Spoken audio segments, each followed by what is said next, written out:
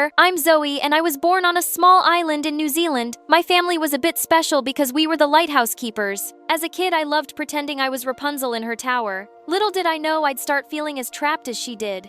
Before I continue, please like and subscribe. My parents broke up soon after I was born, and Mom left to follow her dreams and became a very successful actress. She was extremely busy and never got time to visit me. Sure, she'd send me the amazing gifts, but Dad basically raised me alone, and oh boy, Dad was a very strict person and also a local hero. Years ago, he was the first to swat a ship that hit the rocks on a stormy night, and he bravely coordinated a rescue mission and would only visit the local market once a week for supplies. But that didn't stop me looking for an adventure. Like one day when I was 5, we were at the market when I decided to sneak on a fishing boat about to leave port. Hi, Captain. Ready to sit sail? Who is this child? Of course, that made Dad furious. Dad and I enjoyed watching movies together, and Moms were my favorite. I loved how glamorous she looked, and I wanted to be just like her one day. And growing up, that dream grew stronger. Sure, once school started, I had plenty of friends and I liked this place, but I just wanted more. Dad, can I take acting classes? For the 100th time, we don't have any on the island. But maybe if we moved. That's out of the question. Our life is here. Well, maybe for him, but I couldn't accept that as my fate. Then my opportunity came in the 10th grade. I was at school when I noticed a flyer on the bulletin board that said a famous acting program was looking for new talent in our area. I didn't tell my dad anything, and on the day of the casting, I sneaked away from him to go to the audition. The contest started and I realized that being in front of the camera came to me naturally. That night I tuned in for the results. Dad happened to walk by the television just when my name showed up on screen. I passed the auditions round. Zoey, I can't believe you went there alone. I'm sorry, but you would have never let me participate. Please, Dad, let me do this. He reluctantly agreed to let me continue and I squealed. For the next 6 months, he went with me to the mainland for all classes. At the end of them, I was invited to a talk show where it would be revealed which television show was about to hire me. As I was chatting with the host, suddenly someone from the audience walked onto the stage. Well done, Zoey. I knew you were going to make it. Everyone was silent, stunned to see the world-famous actress. Mom? Indeed, after all these years, we are reunited, love, and will get to work together on the new television show. As Mom hugged me and I was speechless. I had no idea she was a part of this. I walked backstage with Mom where Dad was waiting. Nice to see you, Celia. It's been, what, 15 years? And now, you're suddenly Zoey's adoring mother, ready to take her away. If you're such a good father, don't stand in the way of her dreams. And can you just straighten your ugly tie? It's driving me crazy. Mom walked off while Dad looked upset. Dad, I know this is all very unexpected, but aren't you proud of me? Of course I am, love. I guess I'm just not ready for you to leave. He looked so sad it broke my heart. Maybe I shouldn't go. No, she's right, Zoey. You deserve to follow your dreams. You know where to find me. And 2 days later, I was all packed up and ready to go. After we landed at the airport, a limousine took us to Mom's house, or should I say palace. Then Mom showed me to my beautiful room. This feels like a dream. No, honey, it's your life now. Mom, I just don't understand one thing. Why didn't you ever visit me? Oh, sweetie, I wanted to so much, but there was never a good time. You don't know how hard it is to make it in this industry with no support or connections. I barely even had any money. I had to fight hard to get good roles and grab every opportunity. But now you won't have to fight so hard because I'll make everything easier for you. I felt overwhelmed by her love and attention, and it was so cool to have the great Celia as my mom, but soon I discovered Mom was a bit strange. All her clothes and shoes had to be arranged by color. She would schedule every minute of her day. She wanted us to make public mother-daughter appearances in matching outfits, and the designers got an earful if they weren't identical. On my first day on set, I went alone feeling super nervous. My first scene was with Jake, the gorgeous male lead. He was so distracting I kept forgetting my lines. Cut 10-minute break, everyone, especially Zoey. I felt so embarrassed. Can you even act at all? Excuse me? I'm just saying there are plenty of talented girls who can take your spot. If you have nothing nice to say, you do have the option of staying quiet. If you don't know how to act, you do have the option of leaving. What a jerk. I calmed down my nerves and delivered my lines perfectly in the next take. But after that, we were always trying to trip each other up. He made silly faces to distract me during scenes, so I slipped laxatives in his coffee that kept him running to the bathroom. You get the gist, right? But one day I found out it was the makeup artist's birthday, so I ordered a huge cake to surprise her. This was your idea. Yeah, why did you put something in the cake? No, just wishing you ordered chocolate. Who likes pineapple cake? SpongeBob.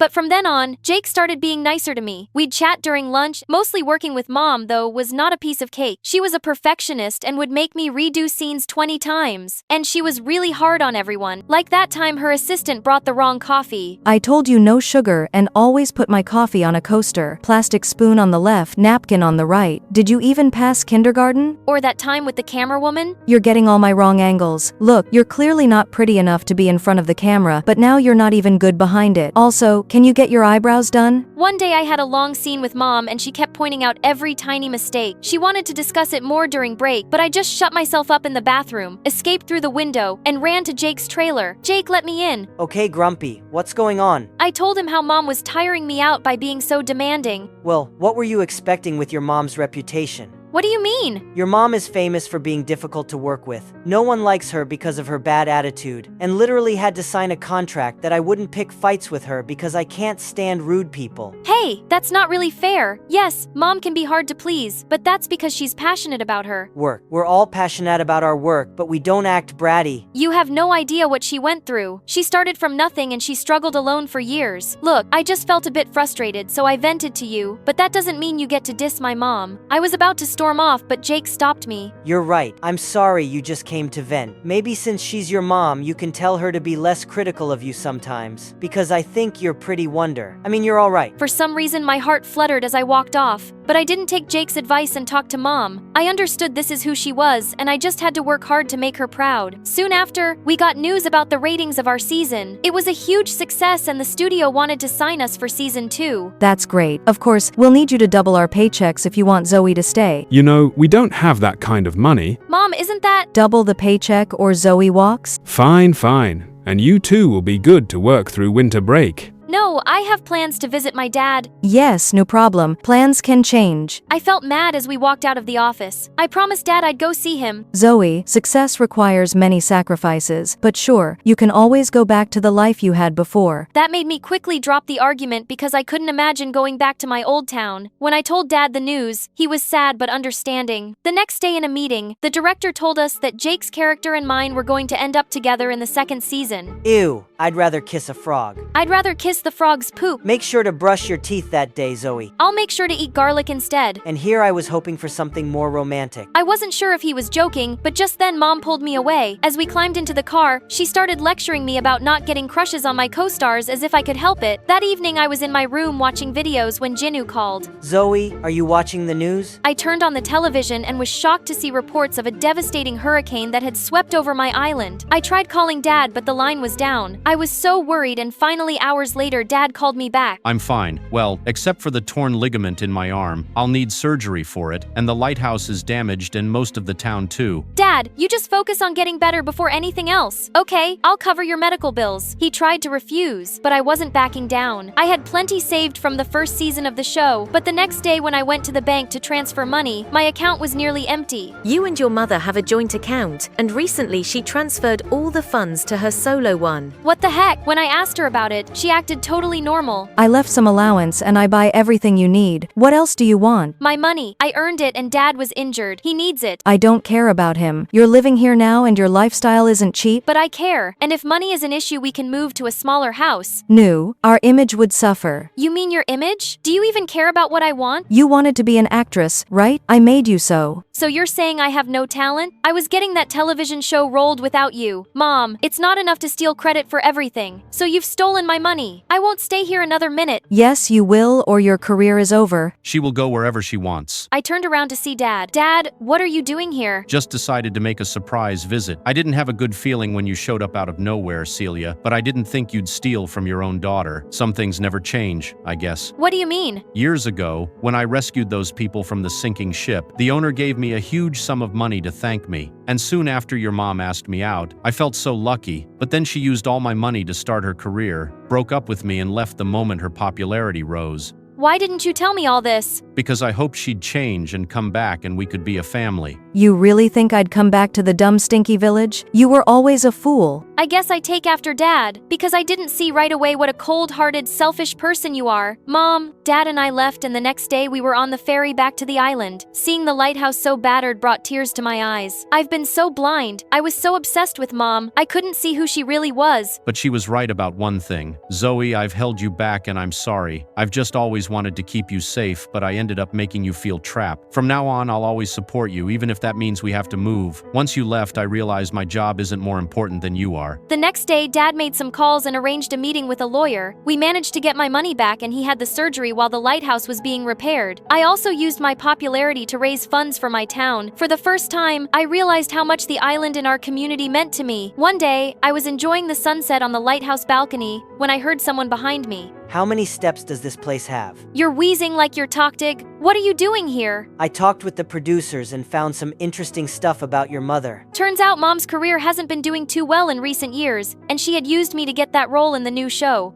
The producer said they never wanted to hire her but were forced to when she made that public announcement. Now that you left, they're more than happy to fire her. They want you back, Zoey, and this time you'll work on your own terms. Please come back or they'll find another female lead. And you don't want that to happen? Yeah, what if they hire someone I want to kiss even less than I want to kiss you? That would be terrible. Then I suppose I'll have to rescue you. You're my hero. Cherish those who sacrifice, protect, and stand by you, and don't let appearances overshadow the value of kinship, honesty, and gratitude.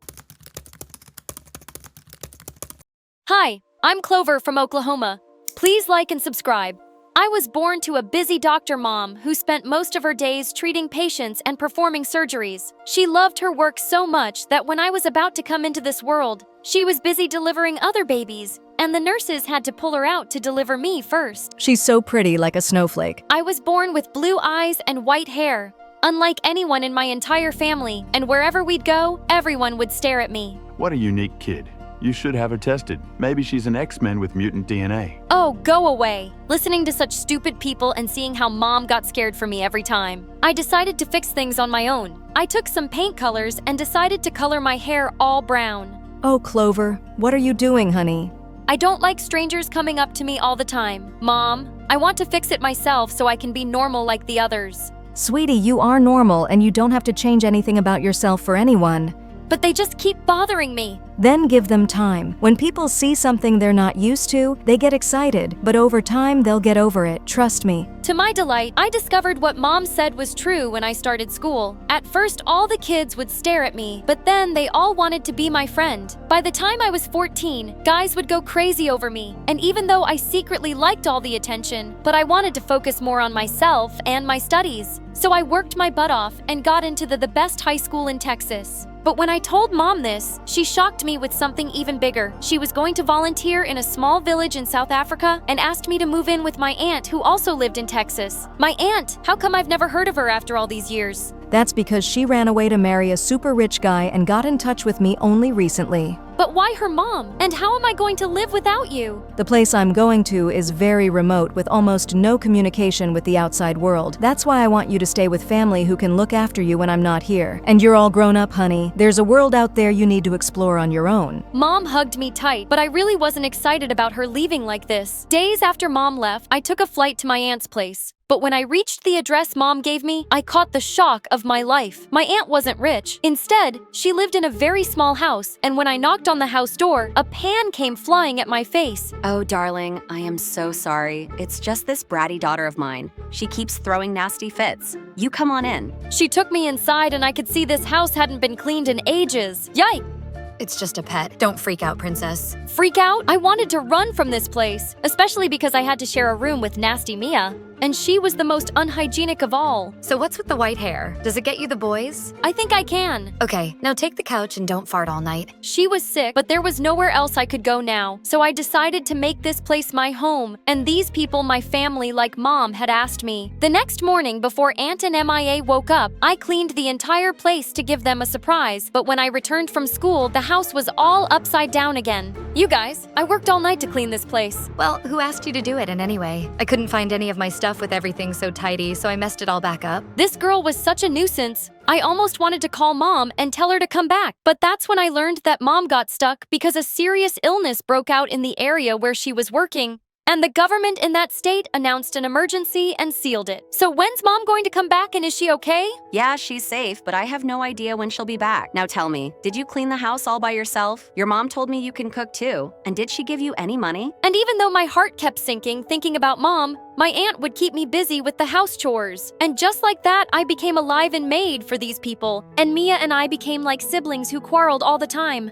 What did you do with my boots? I sold them for $40 at school. They cost more than $400. Oh, you're so stupid. She'd even have wild parties at home just before my test to annoy me, and my aunt would sleep peacefully on the couch. God knows how she managed to run the house without money. She didn't give me any allowance, and I decided it was time to make my own money, so I took up a job at a local salon. But then one evening while I was on my way back home, rain started pouring and I started to run. But just then, a car came and stopped right in front of me.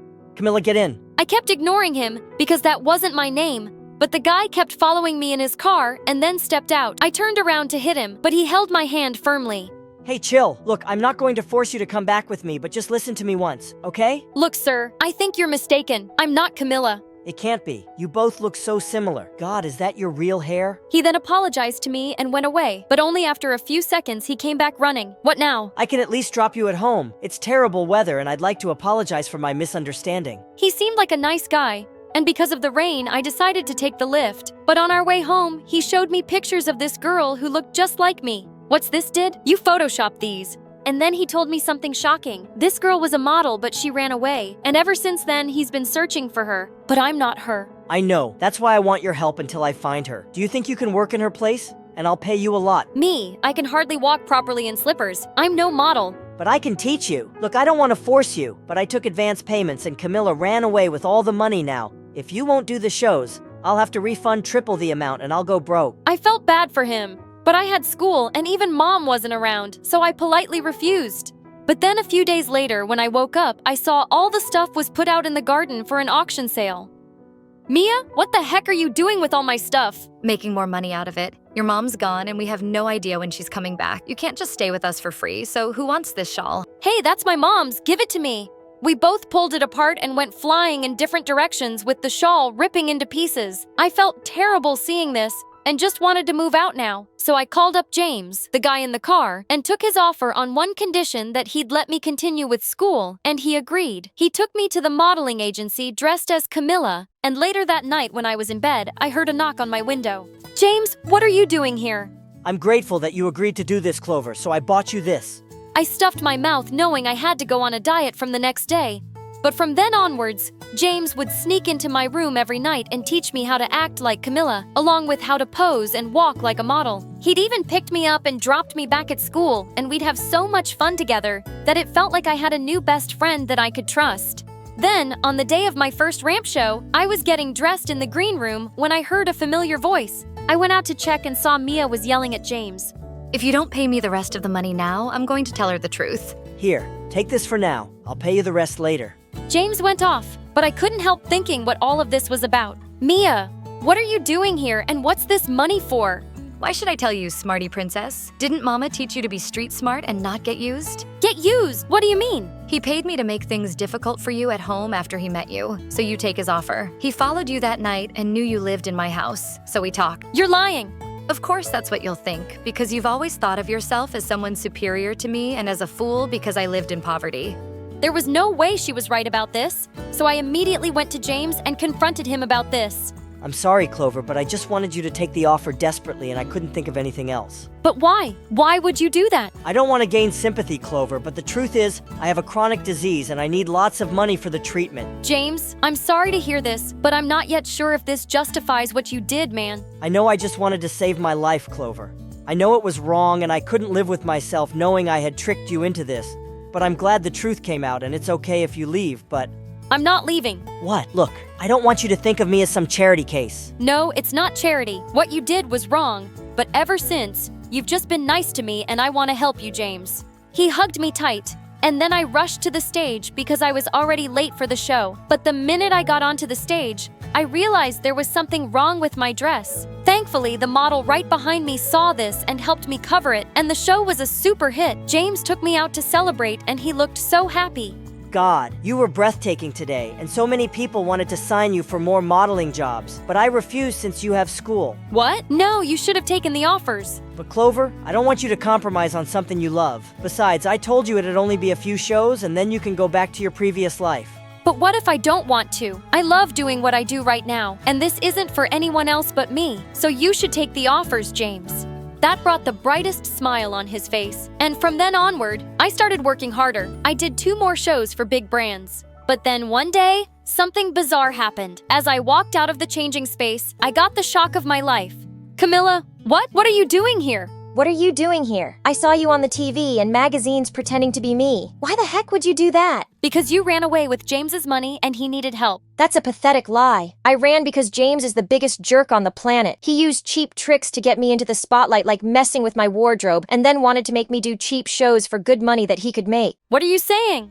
Tell me none of that has ever happened to you, and he didn't use some cheap tricks to gain your sympathy. He's a big liar and crazy about money. He tricked me into signing some bad modeling projects, and when I refused to do them, he threatened me legally. That's why I ran away. All of a sudden, the ground beneath my feet shifted, and I felt devastated. But I knew I couldn't be weak now, and I had to come up with a plan to teach this jerk a lesson. There was one person I knew who could help me come up with an evil scheme, but she wasn't going to do it for free. So now the smarty pants princess needs my help. Yeah, the jerk didn't pay me the amount we agreed on. Can you imagine someone conning Mia, the queen of conning? And yeah, I'll help you. And I expect payment, so I want every penny you have saved up. And I want a foot massage. Fine, as long as you take a bath for once. We came up with a plan, and then a few days later, James came up to me with a bunch of documents. Just like you said, I took on those projects, and now we just need to sign the paper. Oh, that's amazing. Did you sign them already? Yeah, I did. Perfect. Now let's put this on and let's get you on the ramp. Camilla, what? What nonsense? It's the same thing you've been doing to the other models all this time. Now it's your turn. What do you mean? These papers that you signed say that you owe us 2 times the money that you earned from all these projects. And if you fail to pay, you'll go to jail. What? How's this possible, these papers? I changed them. It broke into your office while Clover distracted you and changed these. Easy peasy. And I paid her to do that. I'm sorry, but I was desperate too. He tried to run away, but Camilla had called the cops in time and he got caught. As he was being taken away, Mia turned to us. Now try to be a little more careful next time. Both of you idiots. You're right. Thanks for your help, Mia. And Clover, I want the money you promised to give me. Also, I have something to tell you, but no drama or I'll slap you. My mom called and said, your mom is back and with my mom. Hi everyone, I'm Lexi. Like and subscribe to get the gift you've been wishing for. Growing up, my parents were always super supportive of me and gave me everything I ever wanted. Even though they were self-made millionaires, they still made sure I understood the importance of hard work. But I was kind of bad with money. I had a spending problem, not on myself, only on my friends. I loved to treat my friends with nice things like picking up the tab at restaurants, and they'd always act so grateful. Little did I know their niceness was all because of my money. But it all came crashing down one day, and that's when I saw their true faces. When I was 13, my friends asked me to keep watch outside the library, and 10 minutes later, there were loud noises. All of them ran, and I was caught with a bag that had a bunch of firecrackers in it. But I didn't do anything, I swear. Believe me. She got tricked again. She's so dumb. I'm standing right here. Miss Cole, please. But none of it worked, and I was sent to detention for an entire week. At first, I was keeping to myself in detention because the kids were all mean. But one day today, I was doing my homework when I heard a voice. It was the kid who usually sat there. You have to do it this way here. Oh, thank you. You look familiar. Do we know each other? Wow, we're in all the same classes. I'm Zach, never mind. Sorry, I've been so busy with my friends that I haven't had the chance to meet anyone new. It's fine. Heard they threw you under the bus again. Listen, you've always seemed like a nice girl despite how naive you are. And Lexi, your money's the only thing your friends care about. Don't be fooled by them again, just because they act all nice to your face. They're barely even nice to my face anymore. To be honest, if they were, I wouldn't be here in detention. That evening, I thought about what Zach had said, and I had to admit he was right. During that week of detention, Zach and I became friends. That was almost 3 years ago, and their friendship has only grown stronger since.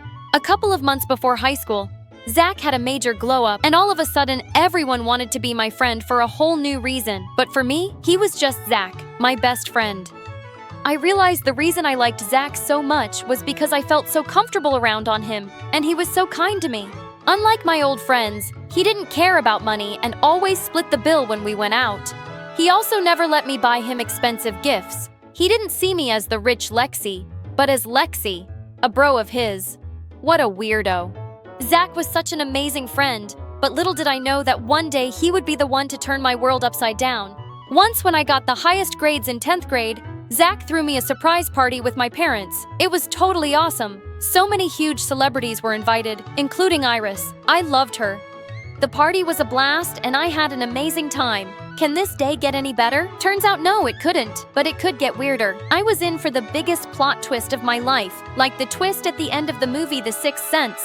As I was walking up to my room after seeing off my friends, I heard my parents arguing, which was really weird because they hardly ever fought. No, we can't tell her. What if she leaves? She's my baby. But she has a right to know. We should have given her the letter when she was younger, but we kept putting it off. We can't keep her in the dark forever. It's time she should know about her real family. Mom, Dad, what are you talking about? Honey, we can explain. Before they could stop me, I snatched the letter off the table and then my entire world crumbled. Is this real? I'm not your daughter. Of course you're our daughter. You'll always be our baby girl, but it is true that we are not your biological parents. How could you keep this from me? Lexi, we're sorry. This is not how you were supposed to find out. We wanted to tell you sooner, but your birth mom, left that note when she left you and your brother at the orphanage. Brother? I have a freaking brother. What else haven't you told me? Sweetie, please, calm down. You look pale. I think I need to lie down. That was a lot of information for me to take in 16 years of me living here, and I find out now that I was adopted and have a twin brother who was adopted by another family. I was furious at my parents and refused to talk to them for weeks. When Zach tried to force me to talk to them, I told him everything. How could they do this? You're angry right now, but you have to remember your parents never let you feel like you weren't their own. The love they have for you, it's real. No matter what it says on a piece of paper, when you calm down, you'll realize how lucky you are. Not everyone is this lucky, Lexi. I know I would give anything to have a family like yours. That made me feel sad for Zach. His parents had split when he was 10, and it had been just his mom and him ever since. And I realized Zach was right. I forgot how much my parents actually loved and cared for me. I rushed to them and apologized. I was determined to find my brother. From the letter, I knew his first name was Mark. I just needed a last name. So I called the orphanage every day to ask for my brother's last name, but they didn't budget. I even asked my dad to make a big donation. Might as well use all this money for some good, but it didn't work. Looks like money can't buy everything, huh? Zach then had the most brilliant idea. He suggested we both volunteer at the orphanage and snoop around for the details. Oh my God, I love you and your amazing brain. Oh, sorry. Volunteering gave me a new perspective. All these little kids without parents, I was just like them when I was their age. I hoped they'd be lucky enough to find great parents like I did. After a couple of days, I found my way to the file cabinet and searched, jotting down all the last names of every Mark that had ever stayed there. But trying to contact each of these Marks was more tiring than I thought it would be. Most of them thought I was trying to scam them. It wasn't until Zach pointed out that I realized I could just look for the date of birth for each of these guys. 'Cause duh, we were twins. I know you don't have to say it, Zach. Oh my God, there's 2 of them. Oh, thank you. I'm going to contact the families right now. Lexi, wait. Take a deep breath. You don't want to just call them and drop the news. Hey, I might be your twin. How about you let me do it? I'll look into it, and before you know it, Mark will show up. I agreed with him, but I couldn't help feeling anxious for days. What if Mark is in another part of the world? What if he has no idea I even exist? Or worse, what if he hates me? I couldn't eat or sleep properly because the entire thing stressed me out. My parents were sweethearts, though. They tried to calm me down and distract me when we suddenly heard the doorbell. I rushed to open it only to find Zach standing there with a confused look. Did you find Mark? I'm still looking, but this guy showed up. Are you Lexi? Wow, it's so crazy to finally meet you. You look just like I expected. I'm getting goosebumps. I'm Mark, your twin brother. What? I couldn't believe my eyes. My twin, my own brother, was standing here in front of me. We had the same hair color, the same eye color. We even laughed the same. Turns out, his adopted family had taken him to the UK, and he came all the way from there to look for me. He showed me the adoption certificate. My parents told me the truth a year ago, and since then, I've been trying to find you. And a couple of weeks ago, I finally got your address and had to come right away. I had to see my sister. Look, I even have the birth certificate, my adoption papers from the orphanage. Oh, I'm so glad you have no idea how much I've looked for you. Mark stayed with us for a couple of weeks, and we did our best to make him feel at home. I showed him around my school, got along with Zach, and best of all, I got to introduce someone as cool as him as my brother. All the girls at school were even drooling over him. It was probably because of the accent. He told me all about his life, the UK, and his projects and fundraisers that he started in order to help as many people as he can. He was like the perfect brother. I was so caught up spending time with Mark that I was losing touch with Zach. Whenever Mark wasn't hanging out with me, he was with Zach. It was like they were long-lost twins, honestly. Zach was always asking more questions, and my brother seemed to enjoy talking to him. Are you in love with my brother? What? No. Why? You keep following him around like a lovesick puppy. What's going on? It's nothing like that. It's just something doesn't smell right about him. Is that jealousy I'm detecting? Don't worry, Zach. There's one girl always on your side. Me, your best friend.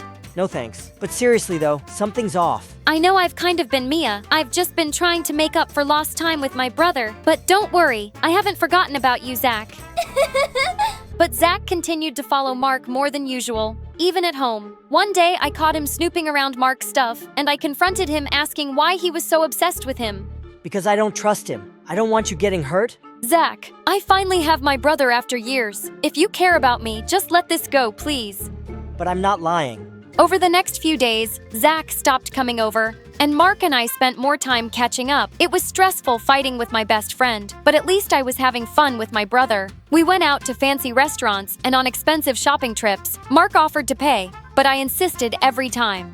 I was so happy to finally have him in my life that I figured buying him nice things was the least I could do. Well, he was always talking about the fancy cars in our garage, walked in and out of Dad's walk-in closet, and was so excited to see his watch collection. Apparently, he was a huge fan of fancy watches, huh? And weirdly, he knew the price of everything. Like once he saw a painting by a famous artist at home and told me he could guess the exact price. And he did. I did find it a little weird, but I was just focusing on the part that I had my brother back.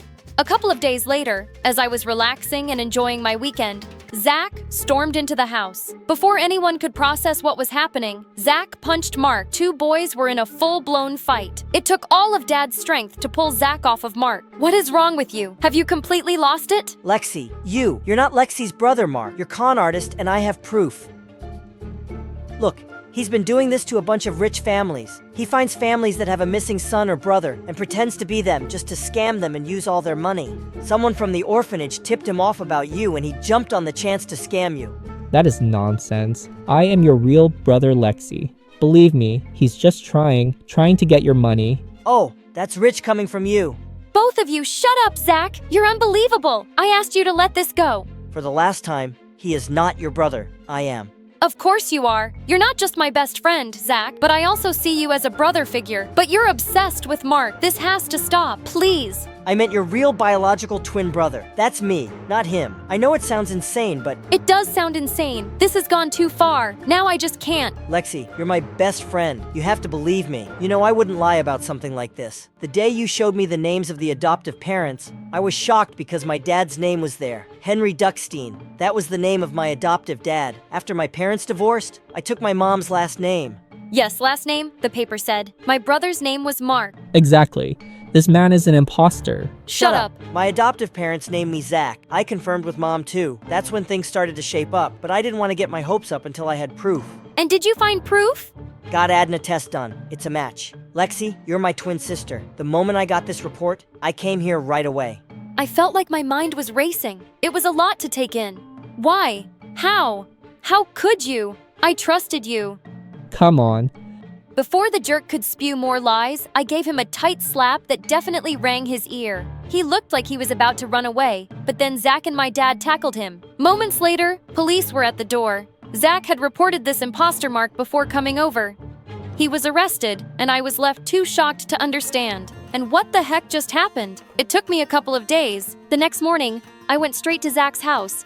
The moment I saw him, all my emotions burst out. I broke down in tears right in front of him. I can't believe I was so blind. I'm sorry for not listening to you. I love you, Zach. You're the best brother, best friend, best everything a girl could ever ask for. It's all good, Lexi. I'm always here for you, no matter what I mean it. Brother and sister share a strong bond. When they're together, they can win any battle. Respecting other people's personal space is very important. You should not enter someone's room without their permission. Hey, it's Juniper the Rhyming Whiz! Ever since I was a kid, I've loved poems. It all started with my amazing grandma and her incredible library. People would line up just to catch a glimpse. But when I turned 13, something really bad happened. My grandma left us, and because of a big business loss, my parents had to close down the library she loved so much. It was heartbreaking to see her special books being sold off. I felt so stuck, sad, and lost without her and the library. Life went on, but one day, I spotted a real gem.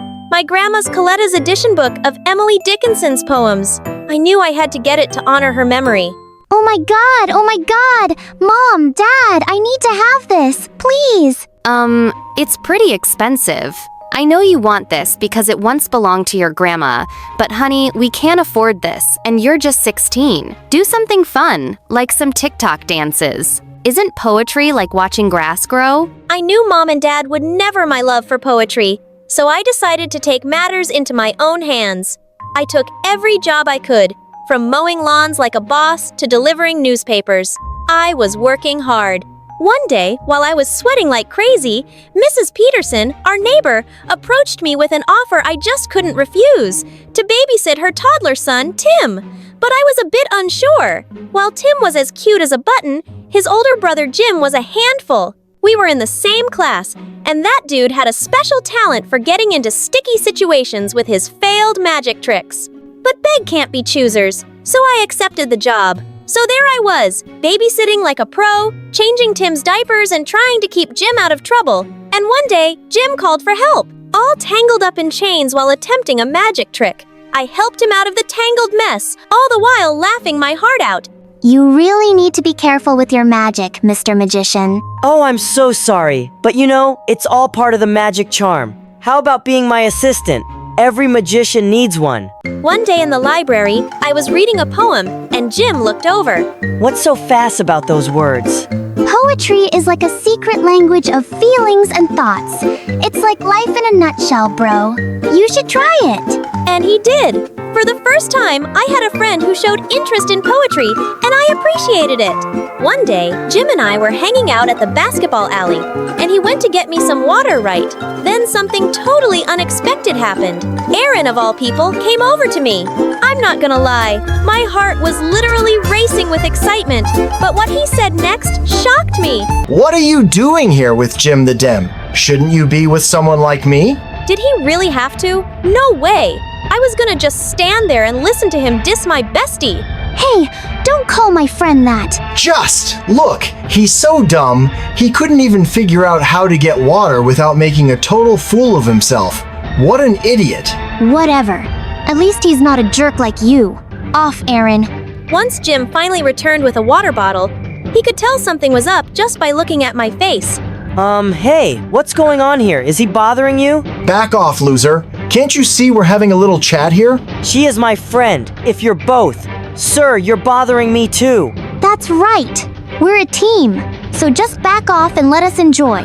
Aaron's face turned redder than a chili pepper at a hot sauce convention as he walked away, and I realized he's definitely not the guy I thought he was. I mean, sure, he's hot, but I should have known better. The dude's got a black belt in meanness. Lesson learned. Next time, check for both hotness and kindness before developing a crush. But the next day at school, when I saw Jim, I was stunned. He had a black eye. What the? What?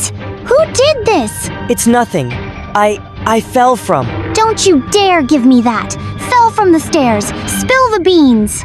What happened? I got into a fight with Aaron. He did that. Oh, I am so gonna teach that jerk a lesson. Saying that, I ran to the parking lot where I knew Aaron always hung out with his goonies. And the moment I saw him, I threw a punch at him that left him stunned. You'll regret this, Juniper. I'll make you pay. How? By hitting a girl? You're worse than I thought you were, Aaron. Back off, Jim. It's between Juniper and me now. So, Junie, you think you're tough? Yes, she is. Want to see how tough she is? Let's settle this with a rap battle.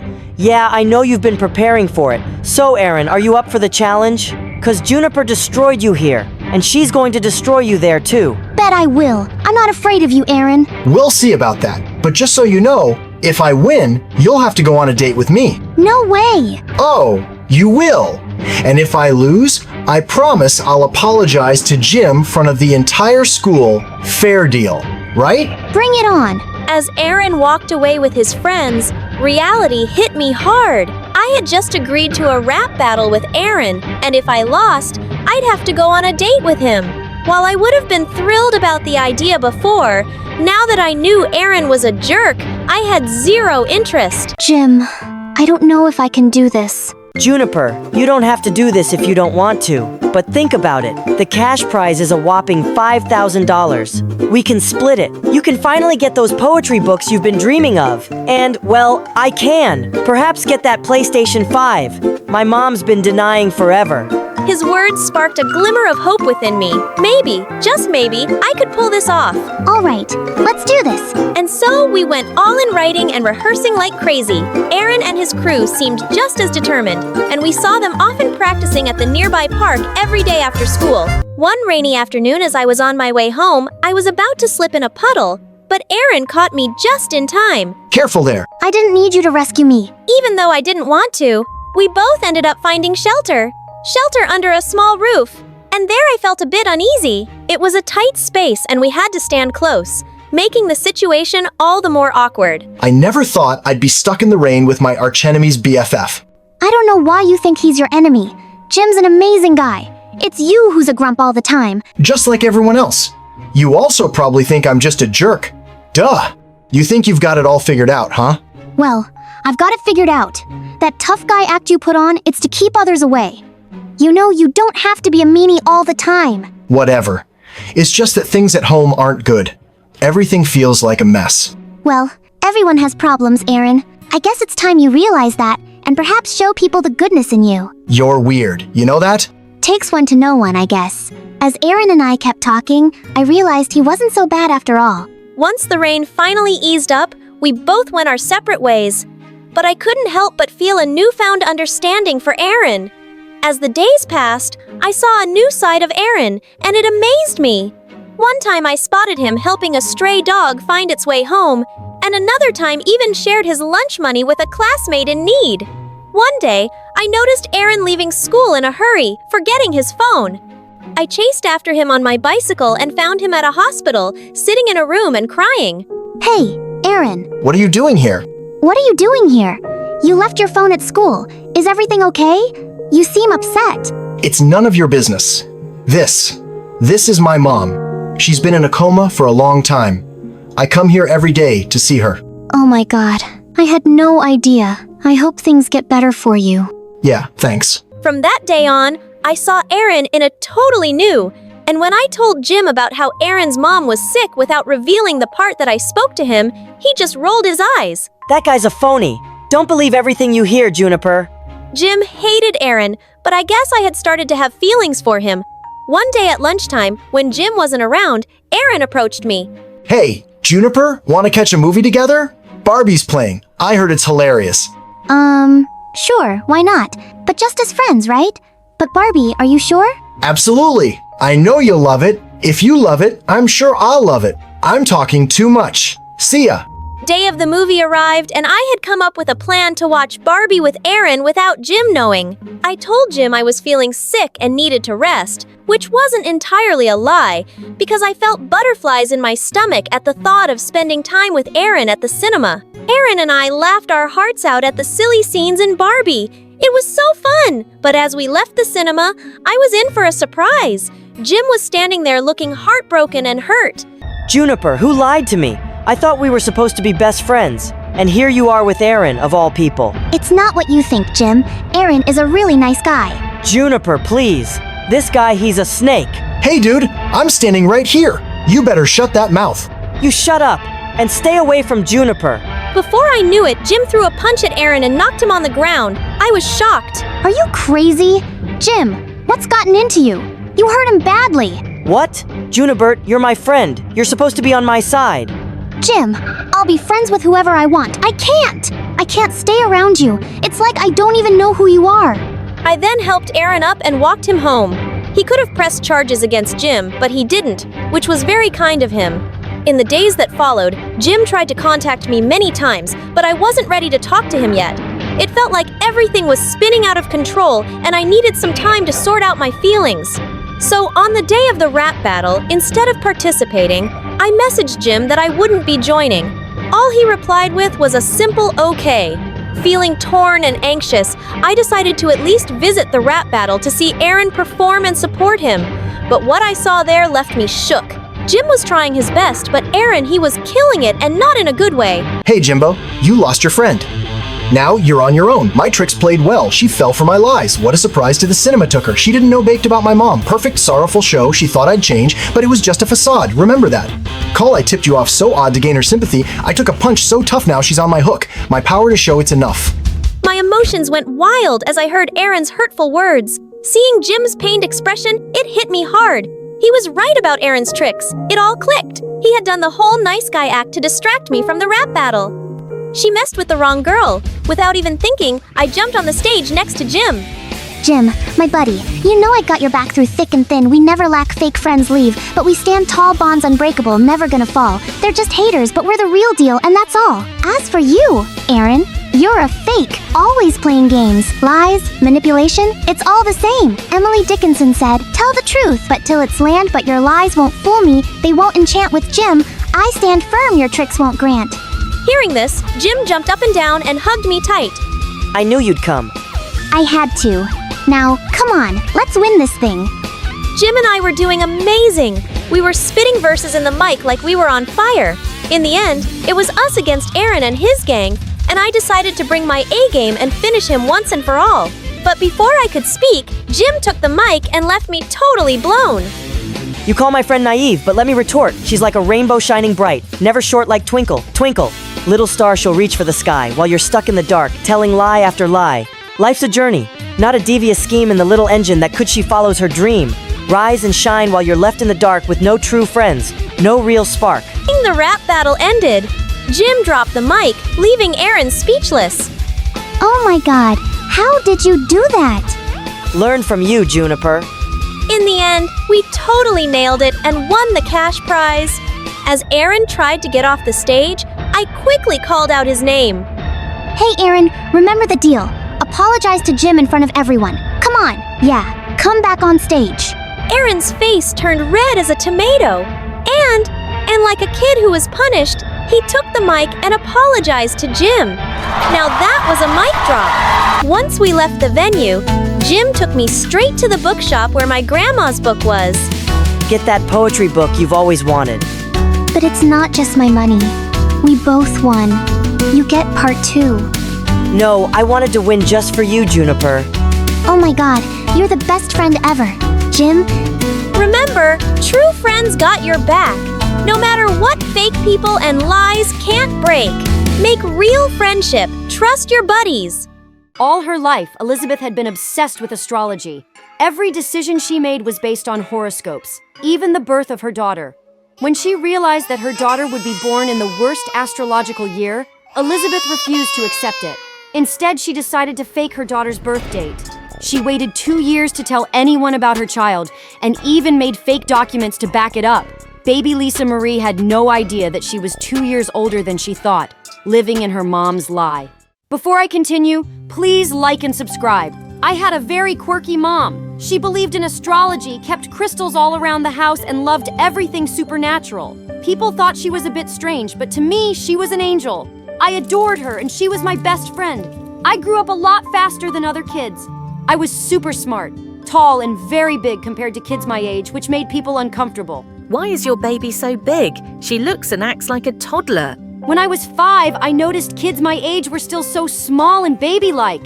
Mommy, why am I so much bigger than the other kids? People think I'm weird. Nothing about you is weird. You're just special. Mom always made me feel loved. Life was perfect with just the 2 of us. But all that changed right before my 6th birthday. I was fast asleep one night when suddenly I heard something under my bed. Nervously, I peeked over the side and the little boy jumped out and howled like a wolf. I screamed and Mom rushed in. When she saw him, she laughed. I meant to introduce you two in the morning. This is your cousin Charlie, and he's going to be living with us. I'm a werewolf. Whoa! Wait, what? Mom explained that he was an orphan, and if we didn't take him in, he'd have to go live with strangers. Charlie is a handful, I know, but he's family. And family comes first. That's my girl. Life turned upside down after that day. Charlie was naughty and wild, but Mom never got angry with him. No matter how crazy he acted, she always took his side and asked me to be patient with him too. I tried my best to ignore him for Mom's sake, but he didn't make it easy. One evening before dinner, I was studying in my room when I heard loud voices downstairs and rushed to check. Charlie had invited over a dozen neighborhood kids and they were eating all our food. What's going on here? They're my friends and they'll be eating with us. Or I'll throw sand in your food, on the couch, in your bed. You'll find sand everywhere. Why are you so annoying? Why are you such an angel? Just shut up or I'll make my friends kick your butt. Mom had walked in too and she just told me to let him be. I stormed off angrily and he and his gang raided the fridge. I didn't understand why Mom put up with him, but he got even worse when Mom got a job as a substitute teacher at a fancy private school and enrolled us in the 7th grade. He became friends with a bunch of bullies and would land in detention every week. I had a hard time fitting in too. I was still the biggest kid in my class and everyone stared at me as I towered above them. One day in gym class, we were playing dodgeball when I accidentally hit a girl in the head. She blew up at me. Coach, this giant almost killed me. She shouldn't be allowed to play with us. I'm sorry. I didn't mean it. I know, Lisa Marie. Maybe you'll be more comfortable with the 9th grade kids. You'd fit perfectly in there. I was so humiliated when I told Mom. She gave me a big hug and told me the same old stuff that I was special. Well, I'd rather be normal. But the stars had different plans for you, love. For the first time, I got annoyed at Mom. I didn't want to talk about the stars.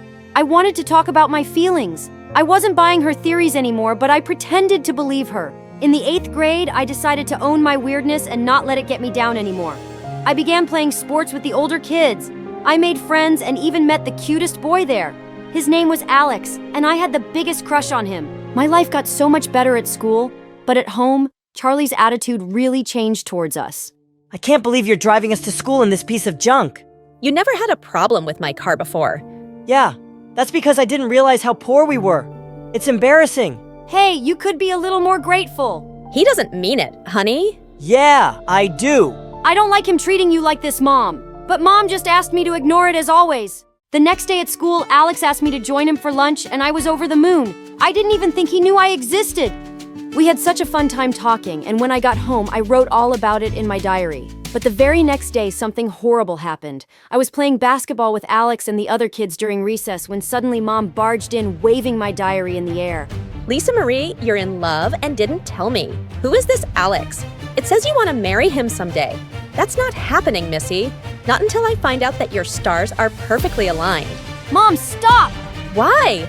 Please don't tell me he's a Scorpio. My face burned as I felt everyone's eyes on me and I couldn't even look at Alex. I just ran out of the gym and locked myself in the girls' bathroom. How could Mom do this? I never felt so angry at her. I skipped the rest of my classes and went home early. But when I entered my bedroom, I saw Mom inside doing some cleansing ritual with my diary in the center, and I just lost it. I picked up the big jar with some weird liquid and smashed it on the ground. Lisa, what have you done? That was important. For what? To become a bigger joke than I already am? What were you thinking, Mom? I'm just trying to protect you. Because some stupid horoscope said so. You're insane.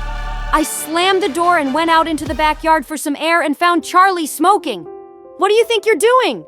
Whatever I feel like, I heard you shouting at Auntie, and that's a side of you I've never seen. Get lost, Charlie. No, I like it. I think I want to show you something. Curious, I followed Charlie to his room. He dug out a huge bag from under his bed, and I was shocked to see piles of school documents inside. Copies of all the major test answers. I sell them to rich kids and can make a killing. I can hook you up too. Are you crazy? You could get into so much trouble you have to get rid of them. Why do you always have to be some goody two-shoes? Is it to please your crazy mom? I know she's a lot, but don't talk about her like that. She's been nothing but good to you. She's just an embarrassment. People talk about how nuts she is, and they laugh at us like we're a big joke. I make sure to tell everyone she's not my real mom. You're such a jerk, Charlie. And you're so blind you don't even know all the crazy things she's done. If you knew, you wouldn't love her so much. What do you mean? but Charlie just grabbed his bag and began to walk away, only to turn around and say, "If you tell anyone about this, I'll make sure you regret it." He never came home that night, and Mom was so worried. But then we found out he'd gone to live with one of his rich friends from school and he wasn't coming back. Mom was really sad and I decided to forgive her. I was completely dreading the next day at school. But when I bumped into Alex at lunch, she was so sweet. I'm sorry your mom did that, but in a way, I'm glad I found out you like me, because I like you too. For the next few months, things were calm. Charlie completely ignored me at school, and I did too. Alex graduated from high school soon, but we started dating, and thankfully Mom didn't bring up his horoscopes again. Soon, it was time for me to send out our college applications, and I was anxiously waiting to hear from my top university where Alex had gone to. But then one day, I got a call that rocked my world. My application was rejected because my birth certificate was fake. Why would Mom have a fake birth certificate of mine?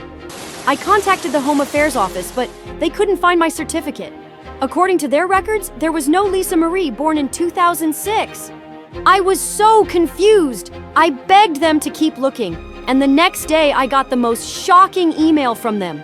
We found another Lisa Marie in your area, but she was born in 2004. I printed out the birth certificate they'd sent me and saw Mom's signature on it. What? Furious, I kicked Mom's door open and demanded an explanation. Mom, what is this? Did you fake my birth certificate? Mom looked at me and snatched it from my hands. How? How did you get this? So it's true I was born in 2004 and not 2006. Why would you do this? I can explain. It's complicated. No, it's not. All I know is that I just lost 2 years of my life thanks to you. Maybe everyone was always right about you. Since when do you care about what people say about me? And I did what I had to do. You lied to me my whole life. You watched me suffer and get teased every day, and you did nothing. I protected you. It's my job as your mother, and I'm not going to apologize for it. Your original birth date had one of the worst predictions I had ever seen. I had to fake your birth date for a time when they got better. I'm so tired of your freaking stars and predictions, Mom. It's a bunch of nonsense, and if you truly believe all this, you're just as dumb and crazy as Charlie said. I regretted my words instantly, but I was too mad to take them back. I rushed out of the room before I made things worse. I sent my real birth certificate to the university, and they sent me an acceptance letter soon after, and now I was even more eager to leave. It seems like Mom didn't really understand what she'd done, and I just really needed some space and time away from her. I did miss her though, and we began texting soon after. Although our relationship wasn't the same anymore and we'd grown distant, at least we were talking. I couldn't bring myself to visit her though, not yet. But I really loved life at university with Alex and made so many friends. I truly felt like I belonged for the first time. Things were good until one day in my 3rd year I got a call from an unknown number and I was shocked to hear Charlie's voice. Lisa, your mom is sick. She has been for a while, and I think you need to come home. My heart just dropped. Alex and I drove straight through the night, and when I got home, I rushed to Mom's bedside. Oh, Mom, why didn't you tell me? You were so mad at me. Honey, I didn't think you'd care. Of course I care. I just needed some space to deal with everything. That doesn't mean I stopped loving you. You're here now, and that's all that matters. And Charlie's been taking such good care of me. I always knew he was a good boy.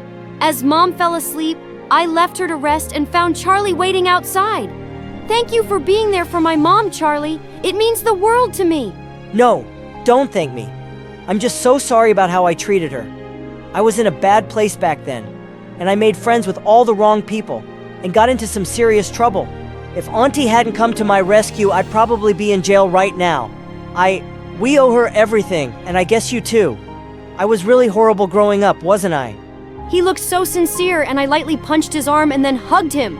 The worst. You were so annoying.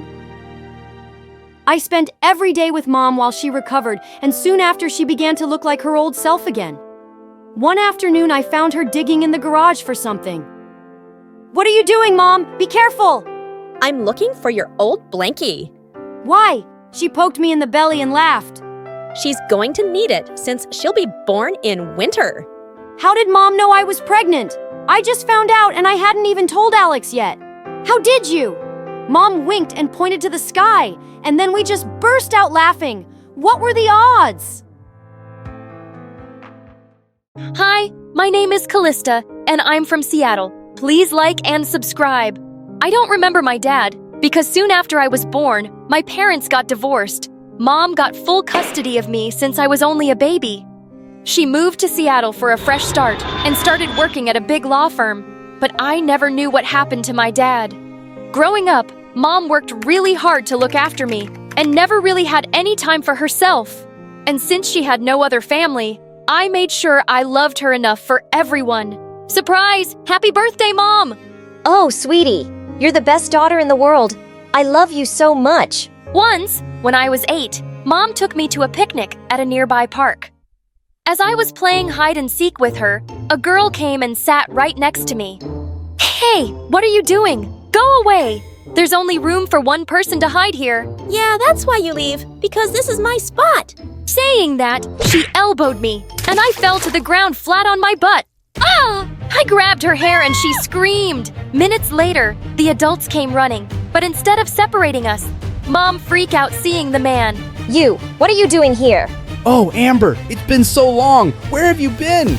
I tried to reach you, but oh my God, is this Callista? He suddenly lifted me up in his arms. Oh, honey, this is your stepsister Lisa and I'm your dad. My what? No, you're not! Get away from my daughter! Mom snatched me from his arms and took me back home. Mom, what's happening? That man was my dad. Why are we running away from Dad?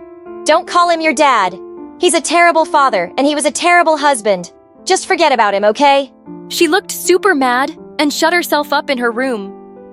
The next day, when I was coming back from school, Dad was waiting for me with Lisa. He had gifts and balloons in his hand. Oh, Callista, here you go.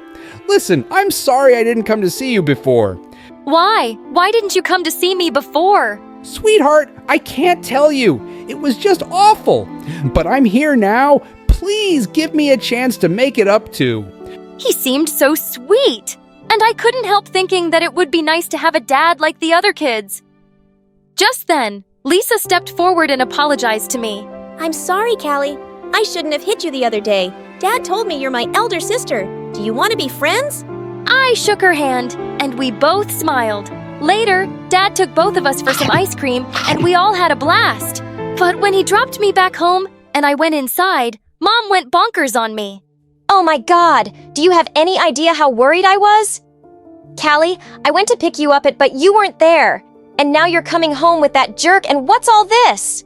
I'm sorry, Mom, but Dad came to pick me up at school and he got me all this. Suddenly, she snatched everything from my hand and shoved it into the fireplace. Mom, no! He's trying to buy your love with all these gifts. He's not a good person, Callie, and he doesn't care about you. Why do you say that, Mom? What did he do? I can't tell you. It was awful. Just trust me, okay? He and his family are evil. But Mom, Lisa is... You think she's any good? No! Lisa and her mom are horrible people just like him. And now he's back thinking he can just take you away from me. Mom burst into tears and fell to the ground. I went ahead and hugged her tight. I'm sorry, Mom. I had no idea they were so bad and that you'd be so hurt. Please don't cry. No one's taking me. I love you the most. That night, I snuggled into Mom's bed and slept with her. And she looked happy, but I couldn't stop thinking, what weren't my parents telling me? The next day, I was sitting in my classroom working on my project when Lisa came running to me. Hey, sis! Dad asked me to give you these cupcakes, and we can hang out at lunch. Go away, Lisa! And take your stupid stuff with you. I don't want anything to do with you ever again. I got up from my seat in anger, and somehow, my chair hit Lisa, and she fell to the ground with all the cupcakes all over her. Everyone gasped, and Lisa looked so embarrassed. You're so mean, Callista. I'm gonna kill you. She leapt forward and pushed my project model to the ground, smashing it to bits. I grabbed her hair, and we broke into a wild fight. The teachers came running and pulled us apart. And then our parents were called in. Dad was the first one to arrive, and he instantly hugged Lisa. What happened, sweetie? Are you okay? Mom was right. He didn't even look at me. He didn't care about me. And then Lisa told him I pushed her on purpose. That lying witch. Callista, how can you hit your own sis? She's not my sister, and you're not my dad. Do you understand me? Just stay away from me. I ran out of there in angry tears, And after that, even though Dad tried to talk to me, I completely refused to. But he still sent me gifts on Christmas and my birthdays that I always hid from Mom. For some reason, I just couldn't throw them away.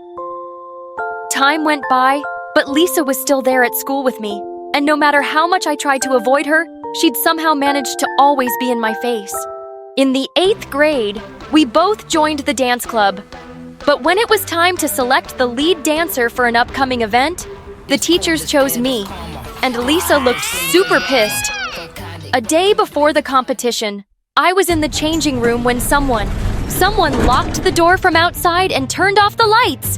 What in the world? I tried to make my way around in the dark. Then I tripped over something and landed on the floor. Minutes later, Lisa and her nasty friends opened the door, and they were all laughing at me. Seems like you won't be able to dance now, loser. You witch! I'll make you pay for this. Ouch! I sprained my ankle pretty bad. And just like that, Lisa grabbed the role of the lead dancer. But I wasn't going to let her get away with it. While Lisa was performing on stage, I cut the cable wires and the music stopped. And so did Lisa. Her performance was spoiled, and I even paid some kids to throw rotten tomatoes and eggs at her. Seeing her screaming and running off the stage was awesome. A few weeks later, our school had organized an adventure camping trip that I immediately signed up for. And I was so annoyed to see Lisa had too. But the worst was when the teacher announced the teammates' names, and mine was frickin' Lisa. We both ran to the teacher and begged her to change that, but she just wouldn't. It's either this, or you go back home because nobody else wants to switch. This was a nightmare! When we went to our tent, I dropped my luggage on the right bed, but Lisa picked it up and threw it on the left. What are you doing? If a wild animal comes in at night, the left bed is closer to the door. So he'll eat you first while I run away. Huh? Why should I get eaten? You get eaten. Saying that, I picked up my luggage and put it back, and she kicked me. I kicked her right back, and we got into a fight. And just like that, our tent broke down. The teacher glared at us and made us sleep under the sky. The next day, we had to perform a few tasks as a team. The first one was tree climbing, but as I was climbing, Lisa pulled me down by my foot and I fell to the ground. She giggled and started going up, but I grabbed a handful of mud and threw it at her face. She lost balance and fell right next to me. Of course we were disqualified. With nothing to do, I decided to take a nap while Lisa sat by the lake. But all of the sudden, I woke up to screams. I went running and saw Lisa was in the lake struggling to swim, and everyone else was just watching. As I ran forward, someone tried to stop me. There may be alligators in that lake. Wait for the teachers.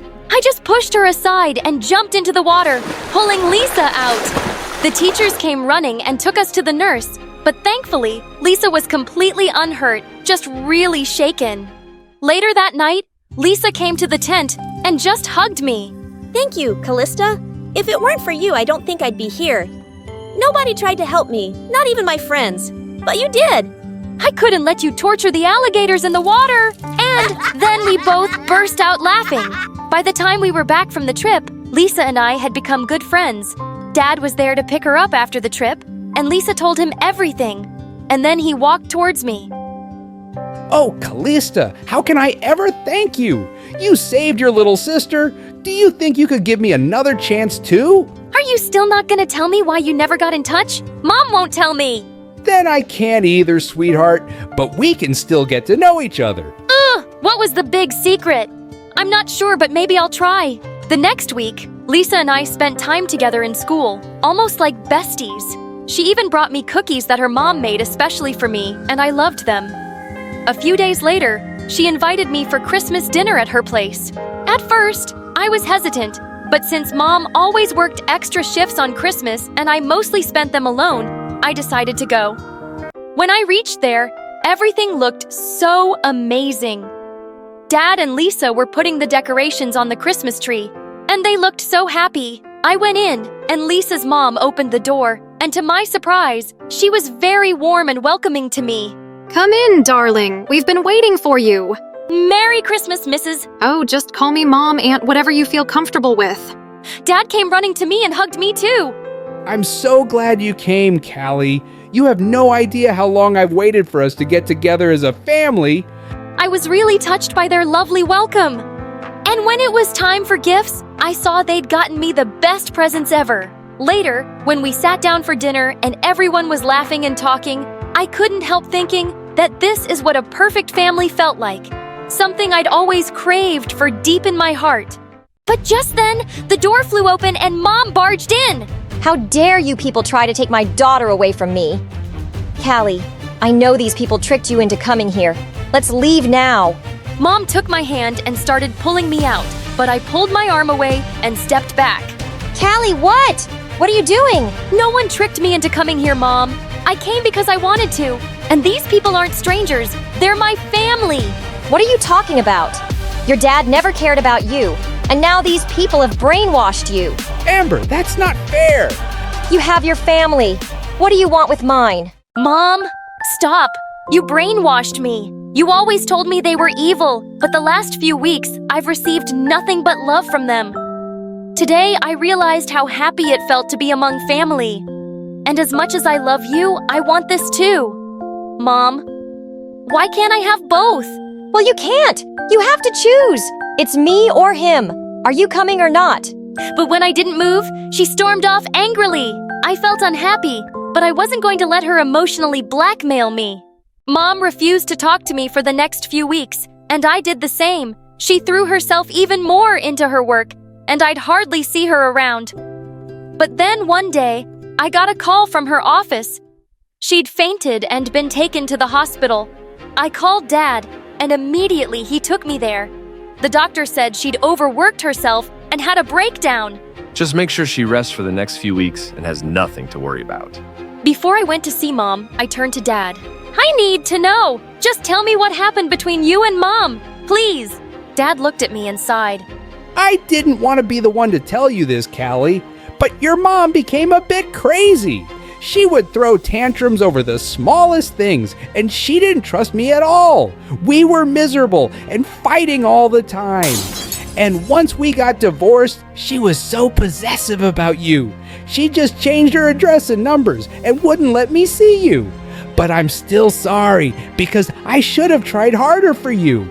So finally I knew! I felt sad to hear Mom had been that way, and how she had ended things with my dad. The next few weeks, I made sure Mom stayed put in that bed. Lisa helped me with all my schoolwork, while Dad made sure we had everything we needed. His wife even came over often to cook and clean for us. And I was so grateful that I didn't have to deal with all this alone. A couple of weeks later, I was reading by Mom's bedside when suddenly she took my hand. Callista, I've had a lot of time to think, and I really owe you an apology, honey. I'm sorry for keeping you away from your dad. He did try to get in touch. Mom, it's okay. I know. Dad told me everything. I know I drove him away. And then I got even more bitter, and he'd moved on and married someone. It made me crazier, and you were all I had. I just didn't want you to get close to him. I think I need therapy. Callie, I know your dad cares about you, and it actually feels nice to know that there was someone to take care of us while I was sick. I'll be better. I won't make you choose again. You deserve a family. So do you, and we're all here to help. I love you, Mom. Hi, I'm Audrey. I was born in a crazy family in New York. Please like and subscribe. My Mexican mom was so proud of her language that she never wanted to learn better English. Dad would say mean things with a smile to fool her all the time, and I hated it. Wow, this stew tastes like mud. What did you do to it, you insane woman? What you telling me? Do you like? Estoy contenta. As a kid, I never had the courage to tell Mom what a jerk he was, because I knew she'd be sad. But every time he did that and smirked at me, I knew that Mom would soon catch on to his words, and it would end bad. And over time, Mom learned more English from her neighbor friend, and she realized that all these years Dad had just been giving her hatred. Their fights got bigger, and one day, when I was in the 7th grade, Mom finally decided she wanted a divorce. When I had to choose a parent, of course, I chose Mom. We took off to Mexico that same night. Mom, are we going to Grandma's? Oh, Misha amor. Grandma moved away a long time ago, but we have a new loving family here. A new family? The cab stopped at a huge mansion, and a strange man ran towards us and hugged Mom. He also said something to me, but I didn't get a word. Mom then took me to a room, and it was all ready for me. Mom, what's going on? Who's this man? As Mom started telling her secrets one by one, I kept sinking deeper into the bed. That's Carlos, and he used to be my boyfriend long ago. If your grandma hadn't forced me to marry your dad, we would have been a big, happy family already. And you know what?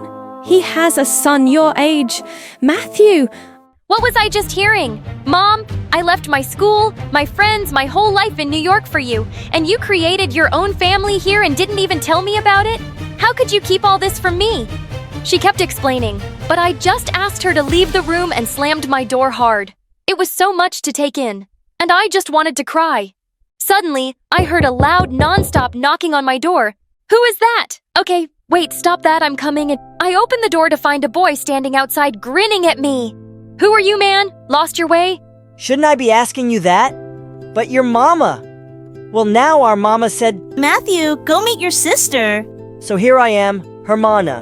What? Whatever, don't call me that. Mama didn't teach you Spanish? Also, I heard New Yorkers are very stylish. But look at you. You're worse than my ex-girlfriend. Hey, that's a joke, okay? Don't cry. Can you do me a favor and please get the heck out of here? I made him leave, but he left loads of mud on the carpet. That night at dinner, Mom introduced me to everyone, and Carlos even made a toast to me. But after that, they all started talking in Spanish. Was I invisible? I stood up to leave. Then Mom held my hand. Where are your manners? We're having family time. Family? You all are clearly a family, Mama. Excluding me. I don't even understand your language. Oh, Misha amor. Just use the language of love. It's easy, try it. Mom, can't you see I feel so left out? But you're just joking about it. I shook her hand off and walked up to my room.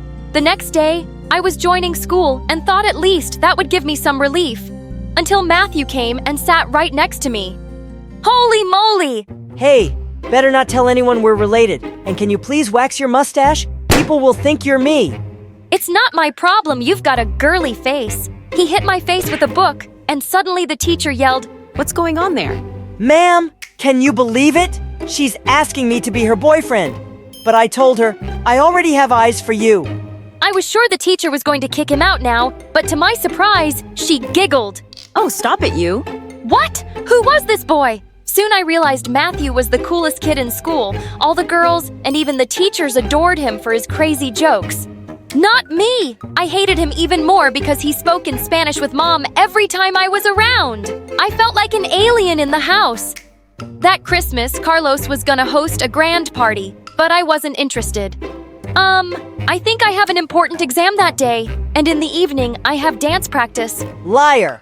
We don't have any exams on Christmas! And dance practice! You can barely walk. Ugh! I was gonna kill him! Seeing Mom and Carlos's faces, I could tell they wanted me to attend. So I reluctantly said yes. And the party wasn't that bad. I got to meet a handsome boy, Leo.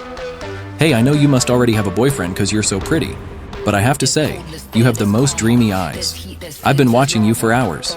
OMG, that made me blush. Thanks. Actually, I don't have a boyfriend. Yet we exchanged numbers and started hanging out. He seemed really cool. But one day, when Leo and I were having lunch in the school cafeteria, Matthew appeared out of the blue and pulled me aside. Have you gone mad? Why are you sitting with that jerk? He's not a jerk. He's my friend. Maybe future boyfriend. And why do you care anyway? Listen, he's not a good guy. He flirts with everyone, and God knows how many girlfriends he has. Look, who's talking? The one who flirts with teachers. Just leave me alone, okay? I can handle my own life. I knew he just wanted to spoil my first real relationship, so I ignored him and left with Leo. After that, we started going out more often. One evening, Leo invited me to his house for a party, and I was having a great time. As we were dancing, Leo suddenly pulled me closer, and my heart skipped a beat. Oh, Hermosa, thank God you flew all the way from New York just for me. He held my face, and we kissed. Suddenly, someone kicked Leo hard, and he went flying into a wall. Matthew, what are you doing here? Just protecting you from this virus. He took my hand and started walking out, but I pushed him away. You crazy idiot! You're the virus that's destroying my life! Why can't you just let me breathe? Breathe all you want, but see this first. He took out his phone and showed me Leo's Instagram page. It had a video of me and him kissing under the caption, 100th kiss from a New York chick.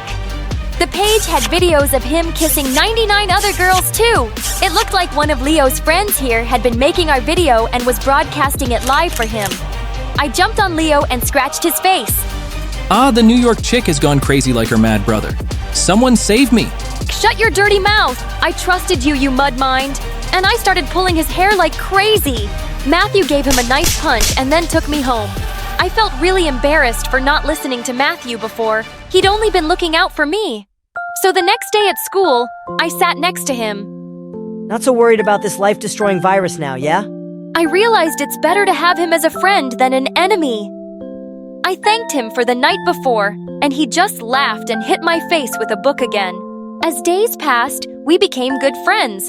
I also decided to talk to Carlos and Mom and apologize for being so neglectful. But they surprised me instead. Princesa, we have some exciting news for you.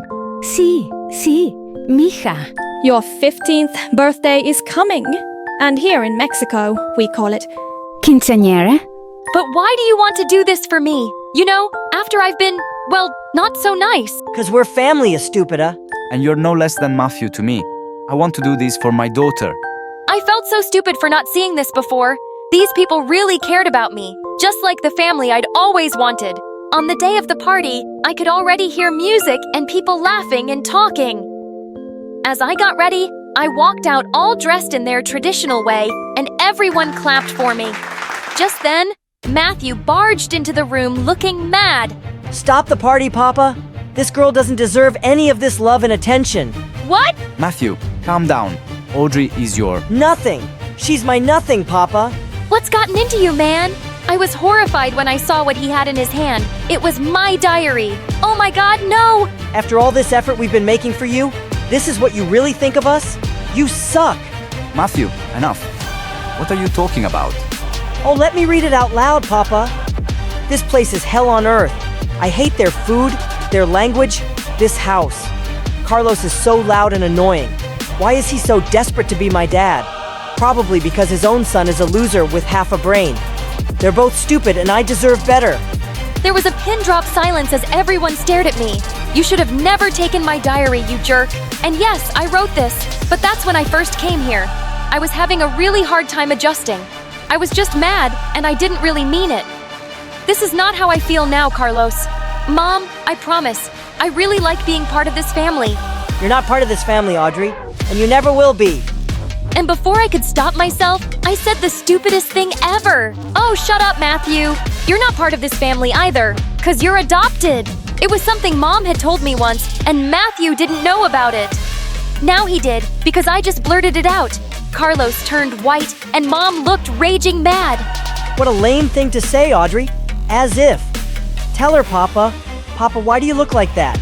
Oh, Matthew, I meant to tell you. On your 16th birthday. I promised I was going to, son. Matthew looked stunned. Carlos walked over to him, but suddenly he just pushed him aside and ran out. Carlos went after him while Mom turned to me. I raised you better than this, Audrey. But it seems you're more like your dad, hurting good people for no reason. Hurting your family. I'm so disappointed in you. Party's over, everyone. As the guests started leaving, I ran to my room in tears. I felt terrible. Even if Matthew had read my diary, I'd done something 10 times worse. And the next day, I was back to being the alien of the house. Nobody was talking to me, and I deserved it. Matthew wouldn't even look at me in school. Anytime I went near him, he walked the other way. I tried for days to make it up to him. One evening, I sneaked into his room, finished his history paper, and left it on his desk. When he came home, he took one look at it, tore it up, and threw it in the trash. Then I had an idea for a gift that I was sure would make him forgive me. I used all my savings to get him a signed basketball from his favorite player. But when I looked into his room later, I was horrified to find him slashing it with a paper cutter. Oh my God, what are you doing? This was signed by... I don't care. I just want you to stop doing things for me and stay out of my face. How do I make you believe that I'm really sorry, Matthew? I'll say it in Spanish. Lo siento mucho. There's nothing you can ever say or do that will make things okay. Now please, get lost.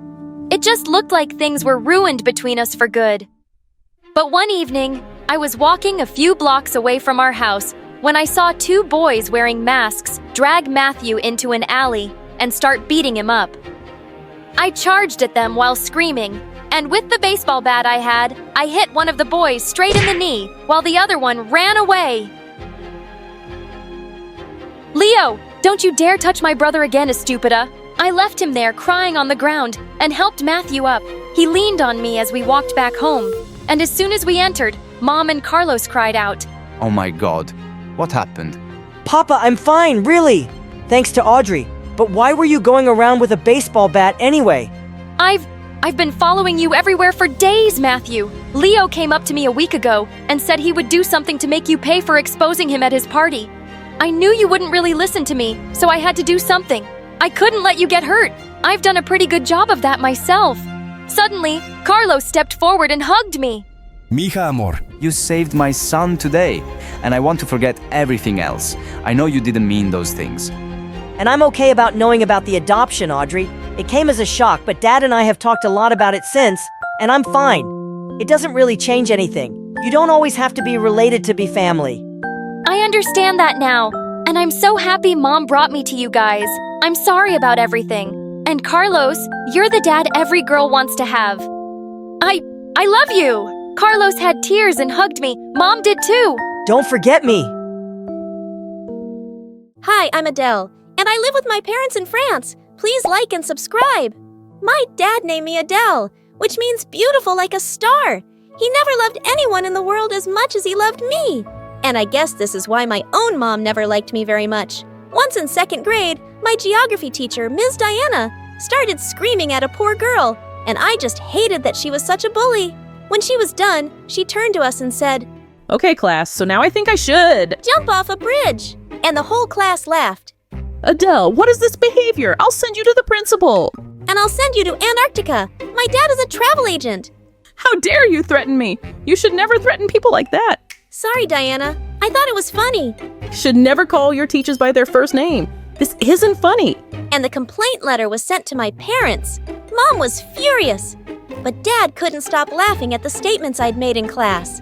Adele, I know you were defending a girl, but we should always respect our teachers. Darling. You shout at me if I spill coffee by mistake. But anything Adele does is fine by you. You'd forgive her if she ever killed someone. Oh God, honey, do you always have to be so melodramatic? How can you compare yourself to a kid and she's really funny? Mom just stormed off angrily. And since that day, I started noticing she'd always talk to me rudely.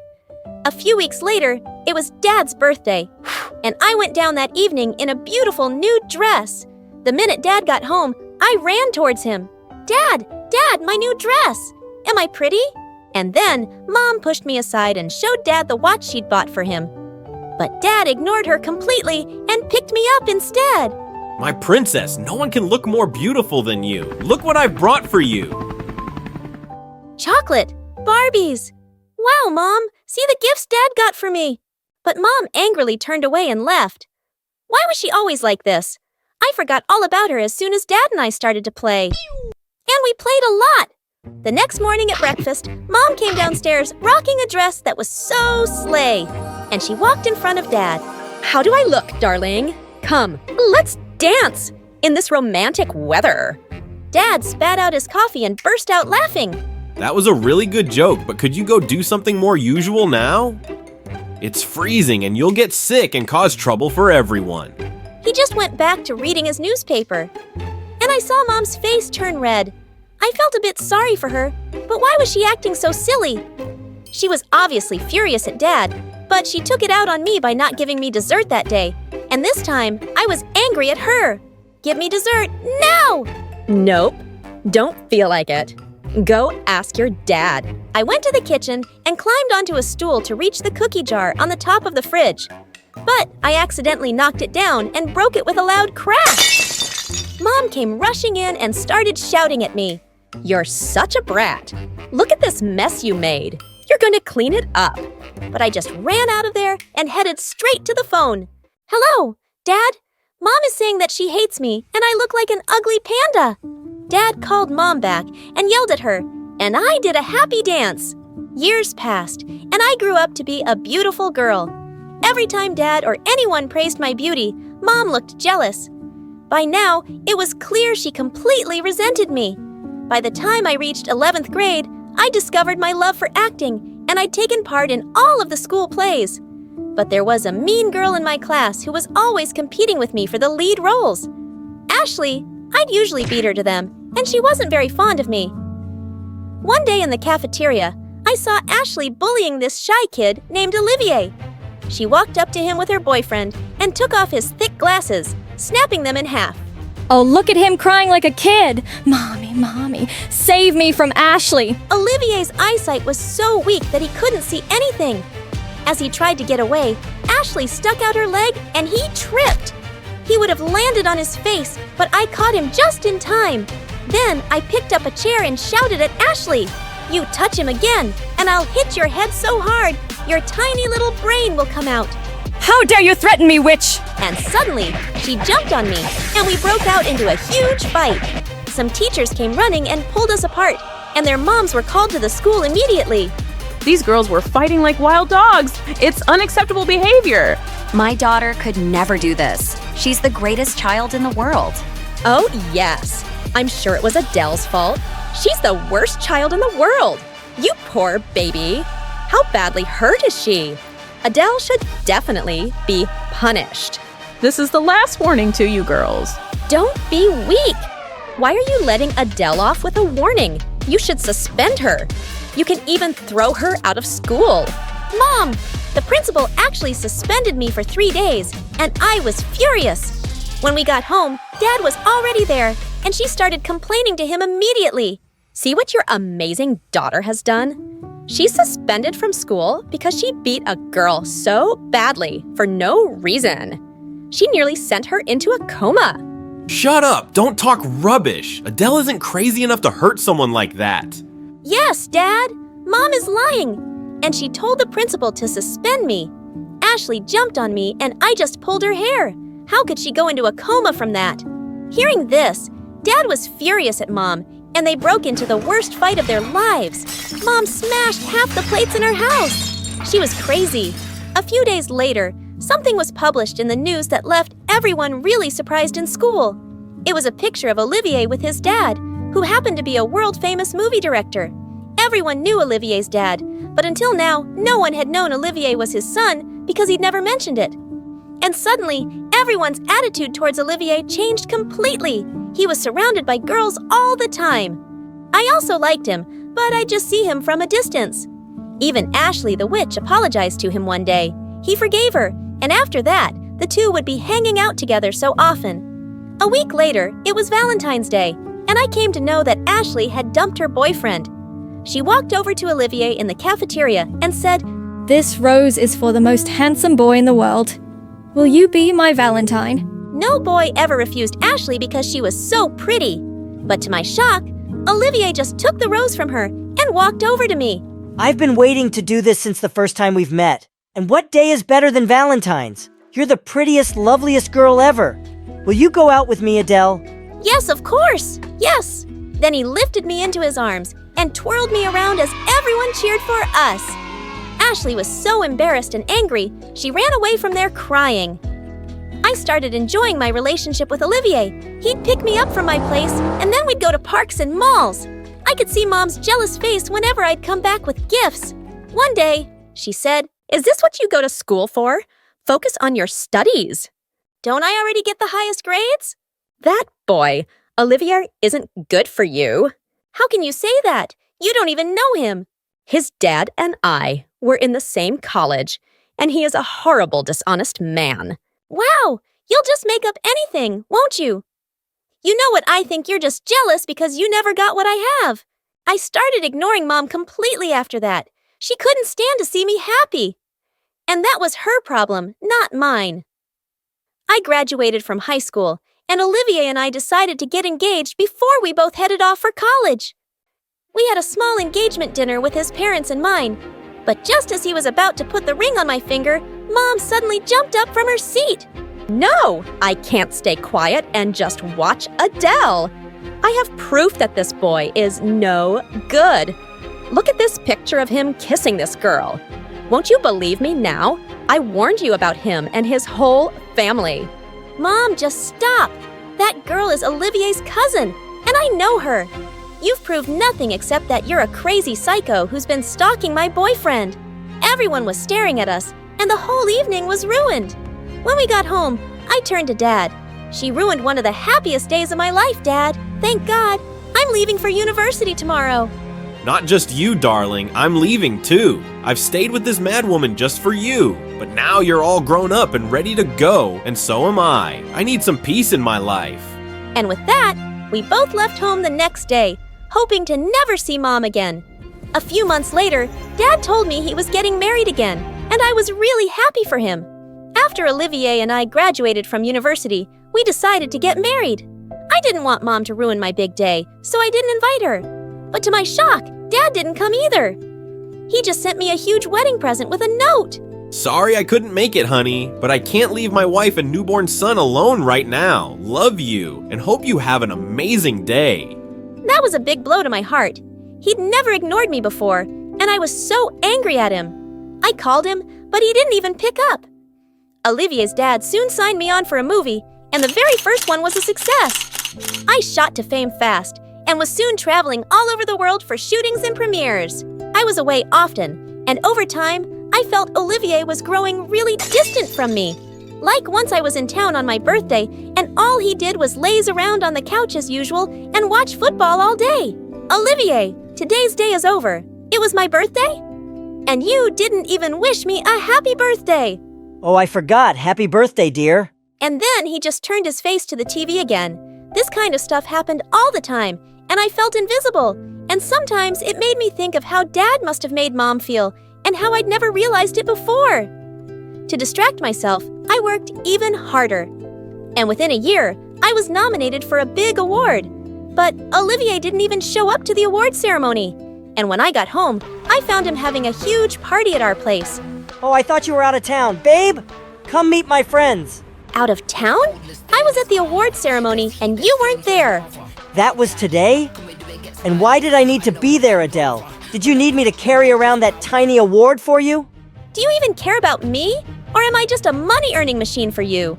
You don't even have a job, and all you do is spend my hard-earned money. Your hard-earned money? Anything you are today is because of my dad and my connections.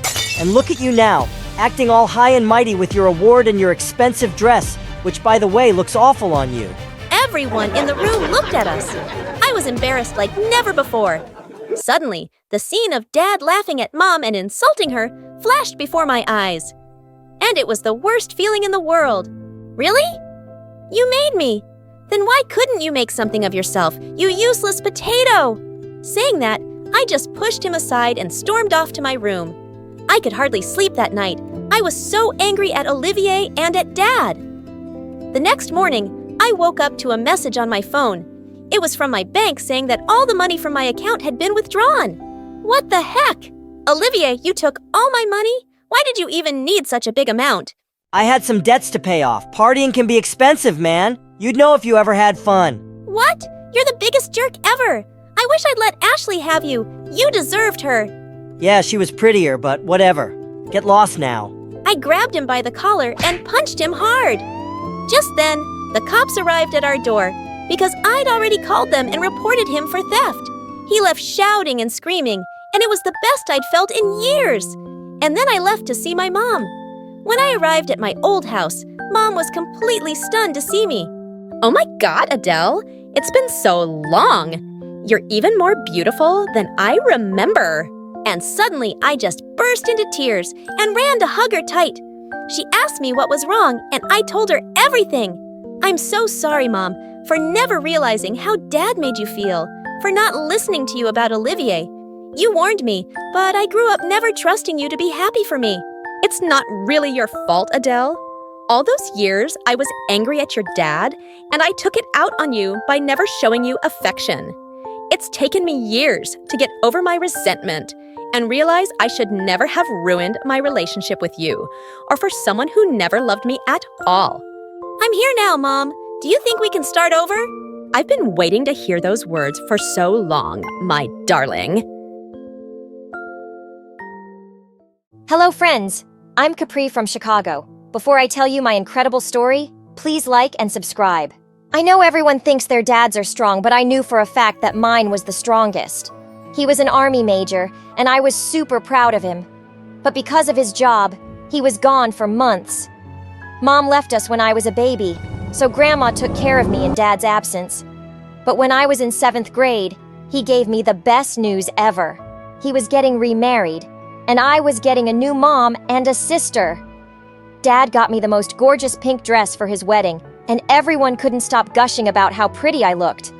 Until my stepsister Emery crashed into me and spilled her orange juice all over my hair and clothes. I'm so sorry. There was a bee chasing me. It's okay, the wedding's over anyway. My stepmom doted on me, and Emery, well, she was also pretty awesome. But sometimes, she went overboard with her kindness. Capri, I made these napkins for you with my own hands.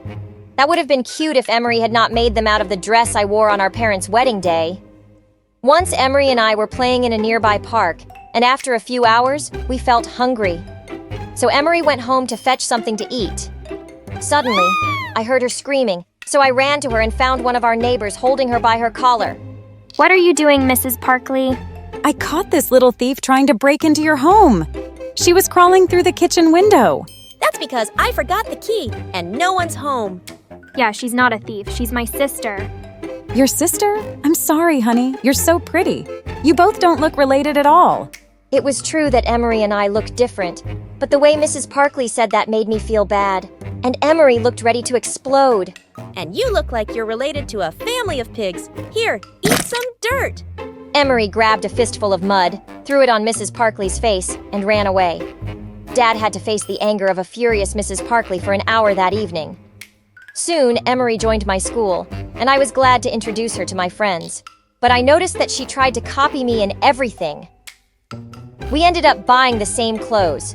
She joined the school's drama club like me, and she even brought pasta to school every day like me, even though she hated it. Then one day, I got to know she wanted to play the role I was auditioning for in the school play. So I simply stepped back to give her the chance, and she did manage to land the role. When we got home, she happily broke the news to Mom and Dad. But just then, Dad got a call, and when he hung up, he cried with joy. It was your drama teacher. Some casting director watched your recent play, and he wants to cast you in an upcoming teen movie. I was ecstatic. Dad said he'd take us all to dinner at a fancy restaurant to celebrate. But that night, Emery got a bad headache, and Mom had to stay back to take care of her. After that day, I started getting popular in school. Suddenly, everyone wanted to hang out with me, but I felt Emery slowly growing distant. She no longer wanted to play with me at home, and at school, she'd often say awful things to embarrass me. Did you guys know that Capri ate her boogers when she was little? You! And she loves smelling her socks after a sweaty gym session. Whenever I told Mom about it, Emery started crying like a baby and said she was just having some harmless fun. 6 months passed, and one day Dad got a call that he and his team had to leave for Afghanistan immediately. A couple of days after Dad left, we got the most terrible news.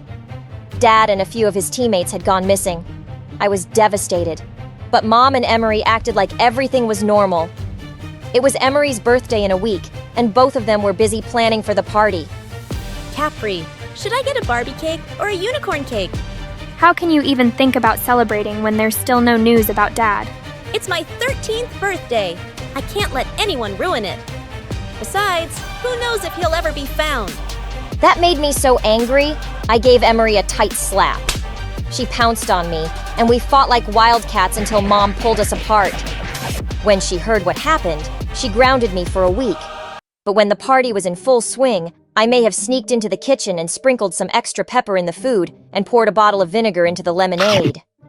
Mom, I feel like I ate the sun. Get me some lemonade, quick. What did you mix in it? It tastes like pee. Ugh. The party was ruined. And obviously, it didn't take long for Mom and Emery to figure out who was responsible for it. Your daddy spoiled you way too much, Capri. But now it's time to knock some sense into that pretty little head of yours. Mom placed a mop bucket in front of me and asked me to clean the kitchen. Just then, I saw Emery walk out of my room with all my favorite dresses. Since you didn't get me a birthday cake, I'm taking these. Oh, and I also like the headband you're wearing. Emery snatched it from my head and put it on hers. And Mom didn't say a word. 2 years passed, and there was still no news of Dad or his teammates. But I never lost hope. Several acting offers poured in after my movie stint, but I refused them all since I was more interested in studying and topping my grades. Besides, I knew if I got more popular, Emery would resent it and find ways to make my life miserable. When I reached the 10th grade, a new girl named Quinn joined our class mid-session. Our teacher made her sit with me so that I could help her catch up on the work she'd missed. But soon, I noticed something really weird about her. She didn't smile or laugh at all. Do you know what happens when an elephant feels dizzy? It elephantes. What's a cow's favorite holiday? New Year's Eve? Soon, the whole class was gossiping about how weird Quinn was. Someone even started a rumor that she was a robot. Then one day, I entered the classroom and saw Emery's minions had pinned Quinn to a wall, and Emery was tickling her. Why can't you laugh? Are you really a robot? Stop it. Leave her alone. I will when she smiles. I'm sure Quinn doesn't want to waste her smile on a moron like you. Just then, our teacher entered, and everyone went back to their seats. After that incident, Quinn and I grew super close. She told me that she had a rare condition called Mobius syndrome that made it impossible for her to have any facial expressions. The kids at my previous school kept bullying me, so I begged Mom to shift me to a new one. But I guess I'll always be a weirdo. Gwen, you're perfect just the way you are. I'm gonna make sure no one makes you feel otherwise. I asked our teacher if Quinn and I could organize workshops to educate kids about Mobius syndrome, and she gladly agreed. Our workshops were a great success. Every kid who attended told Quinn how brave she was for talking about her condition, including our school's most popular jock, Chris. You're awesome, Quinn, just the way you are. Oh my god, did Chris just call me awesome? Pinch me, Capri, so I know it's not a dream. Even our principal praised us and told me it was heartwarming to see the efforts I'd put in to help Quinn. A few days later, we had a debate competition in which both Quinn and I participated. When the results were announced, I stood first and Quinn stood second. We both hugged each other, but just then, Quinn's mom marched up on stage and started yelling at her. You always stood first in your previous school. What happened to you? Why have you suddenly turned stupid? But she came in second, and that's pretty awesome too. You should be happy for her. Of course you'd say that since you bagged the top spot. Quinn, this girl's your competition. You need to stay careful.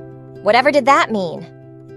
After that day, Quinn and I participated in a few more competitions, all of which I won while she stood second or third.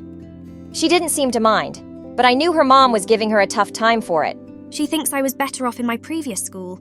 But doesn't she care about all the bullying you faced? She says because of my condition, it's something I have to learn to live with. And here I thought my stepmom was a witch. Months passed, and soon it was time for prom. Quinn had a massive crush on Chris since our workshop days, and she felt he liked her too. I think he's going to ask me out for prom. I'm so excited. I've already decided what I'm going to wear. Just then, I saw Chris heading towards us. But instead of asking Quinn, he asked me out. I felt awful, and obviously I politely turned him down. Why did you do that? The way he was looking at you, I think he really likes you. You're so lucky, Capri. Everyone likes you. Oh, I have my share of haters too. Besides, how can I go out with a boy my best friend has a crush on? Remember sisters before misters? Later that day, our science teacher had asked us to prepare a project and told us the best one would get a scholarship opportunity at a prestigious university in New York. I need to win this one. I'm pretty sure my stepmom wouldn't spend a single penny on my college education. And if I win this competition, Mom would finally stop breathing down my neck. No matter which of us wins, a pizza party with lots of ice cream is guaranteed. For the next few days, Quinn and I got busy with our projects. When we brought them to school on the submission day, I was surprised to see how amazing her project was. This looks so incredible. I'm sure you're winning this time. You really think so? I spent the last 3 nights working on it. Just then, it was announced that we had to keep our projects in the auditorium for the teachers to review. After placing my project next to Quinn's, I was about to leave when a hand roughly turned me around. How dare you agree to go out with Chris? I asked him out for prom night, but he told me he was taking you. What the fudge? First Quinn and now Emery. Did the entire school have a crush on that guy? I have no idea why he said that. He did ask me out, but I refused. You lying witch! Suddenly, Emery pushed me hard, and I landed straight on Quinn's project. Oh God, Emery, what did you do? I frantically tried saving Quinn's project, but just then I saw her walk in. What's taking you so long, Capri? Heck! Ah, my project! I'm sorry, Quinn. It was an accident. Stop lying, Capri. I just saw you ruin this project. I tried to stop her, Quinn, but she said she had to win this competition at all costs. I was shocked at how evil Emery could be. I was about to slap her, but Quinn caught my hand midair, and my heart broke to see the distress in her eyes. I can't believe you'd stoop so low to win a competition. I should have believed my mom. All you ever cared about was winning. Our friendship never meant anything to you. That's not true. I tried to stop Quinn, but she ran away with tears in her eyes as Emery smirked at me. I was summoned to the principal's office, but given my spotless track record, I was let off after a stern lecture. After that day, Quinn refused to talk to me and started hanging out with Emery instead. Watching those two together made my blood boil, and I couldn't concentrate on my studies. For the first time, I got a C in science, my favorite subject. My home life was already a mess, and whatever little happiness I found in school was being destroyed by Emery. On prom night, I was in my bed watching my favorite Luna videos when Emery barged into my room dressed like a wannabe model. How does it feel to be a loser, Capri, sitting all alone on prom night in your tacky clothes? Why do you hate me so much? What have I ever done to you? Remember Mom's wedding day? I was the flower girl, yet everyone kept talking about how pretty you looked. And then I bagged that play, but you got chosen for a movie. You've always tried to one-up me. Capri's so pretty. Capri's a genius. Capri, Capri, Capri. I didn't do it intentionally. And is it really my fault that I'm good at what I do? No, but do you have any idea how that makes me feel? So technically, I should have stopped my growth just because you weren't growing at the same pace? You know what, Emery? I am not responsible for your insecurities, and I am so done with you. The moment she left, I called Chris and told him I was ready to go to prom with him if he was still interested. He gladly agreed. And when I arrived at the party on Chris's arm, I could see Emery's jaw drop to the floor. And then she looked angrier than a raging bull and came charging at me. But before she could reach me, someone stepped in between us. Don't you dare mess with my best friend! Quinn, you said you wouldn't be attending the prom. Well, guess what? I changed my mind. And I am so glad that I did. How else would I have gotten the chance to hear you bragging to your friends about how you lied to ruin things between me and Capri? Emery looked stunned for a moment. Then she tried to attack Quinn. But before she could, a crowd of angry girls picked her up and threw her out. Quinn apologized to me a lot, and I decided to give her another chance. Later that night, when Chris dropped me home, I opened the main door, but right then a bag came flying at me. Thankfully, I dodged it just in time. How dare you think I'll let you into this house after what you did to Emery? Stealing the boy she likes, humiliating her at prom. Take your bag and get lost. Go scrub someone else's toilets now. No one talks to my daughter like that. It was Dad! I was thrilled to see him and ran straight into his arms. He'd listened to every word of what Mom said, and he was furious. Dad asked me if this is how I'd been treated in his absence, and he immediately sent Mom and Emery packing. Dad then told me he'd been captured by the enemy and held hostage for 2 years. But then, the government struck a deal with them, and they released him.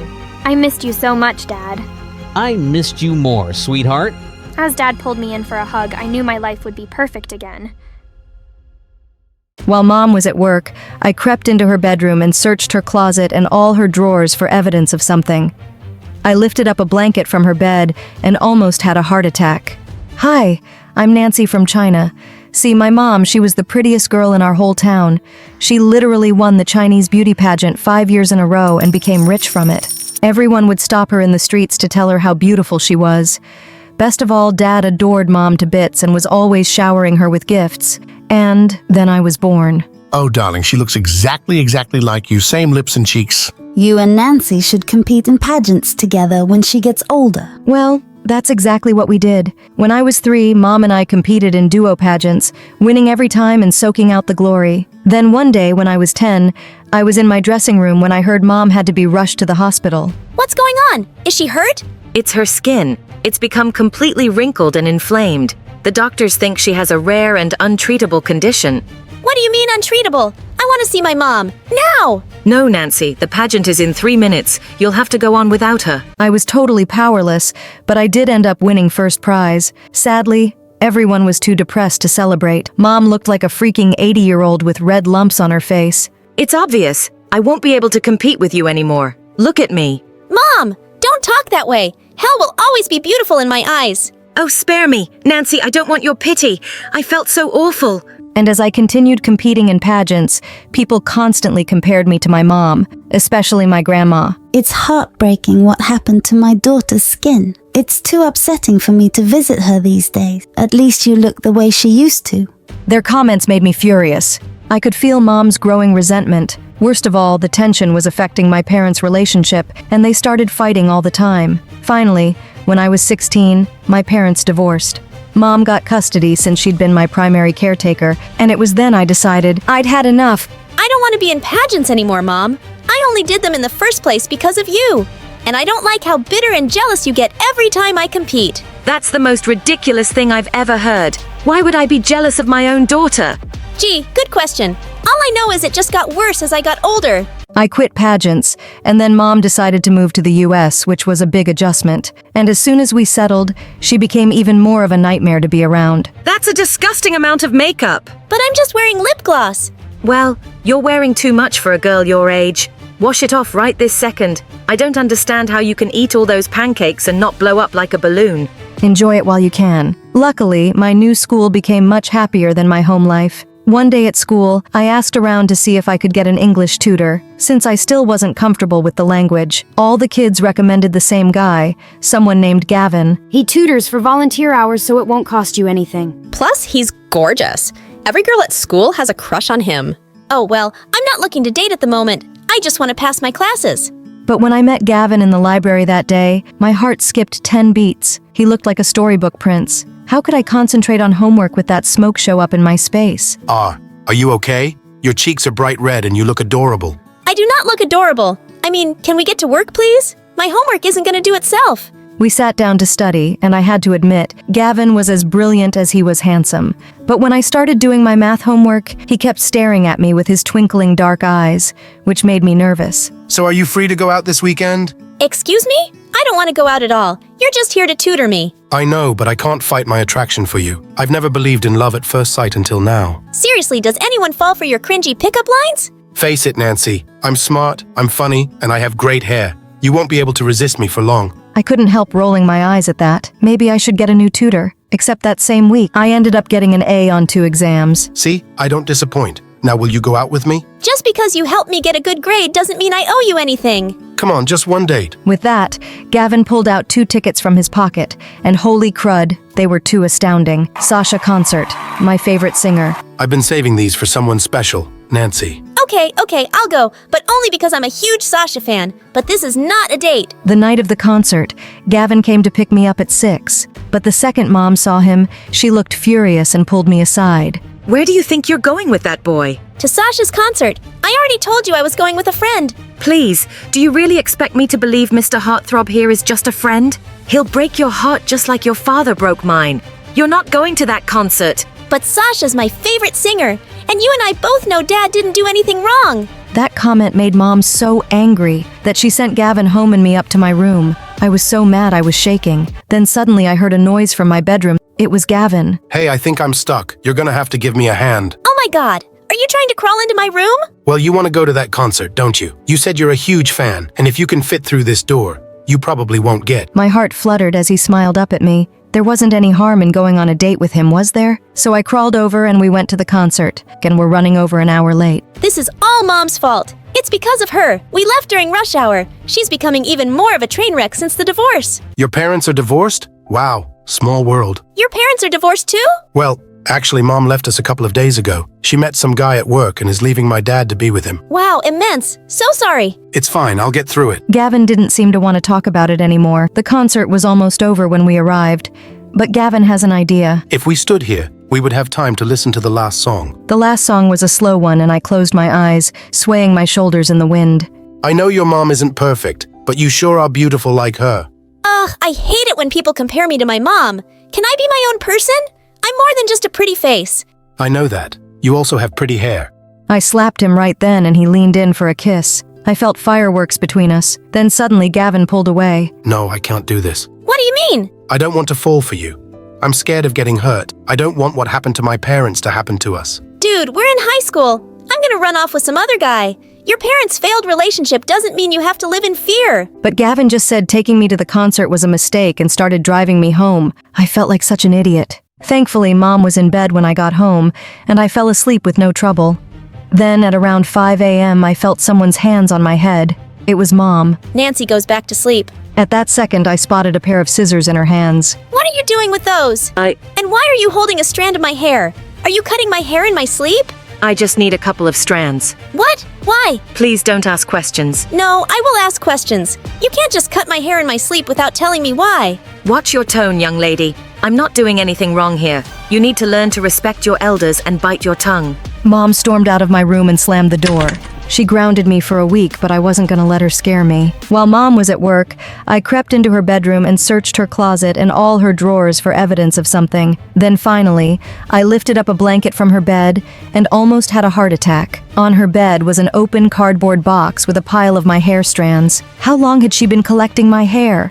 I wasn't sure what she was going to do with it, but I knew one thing for sure. I needed to get away from her.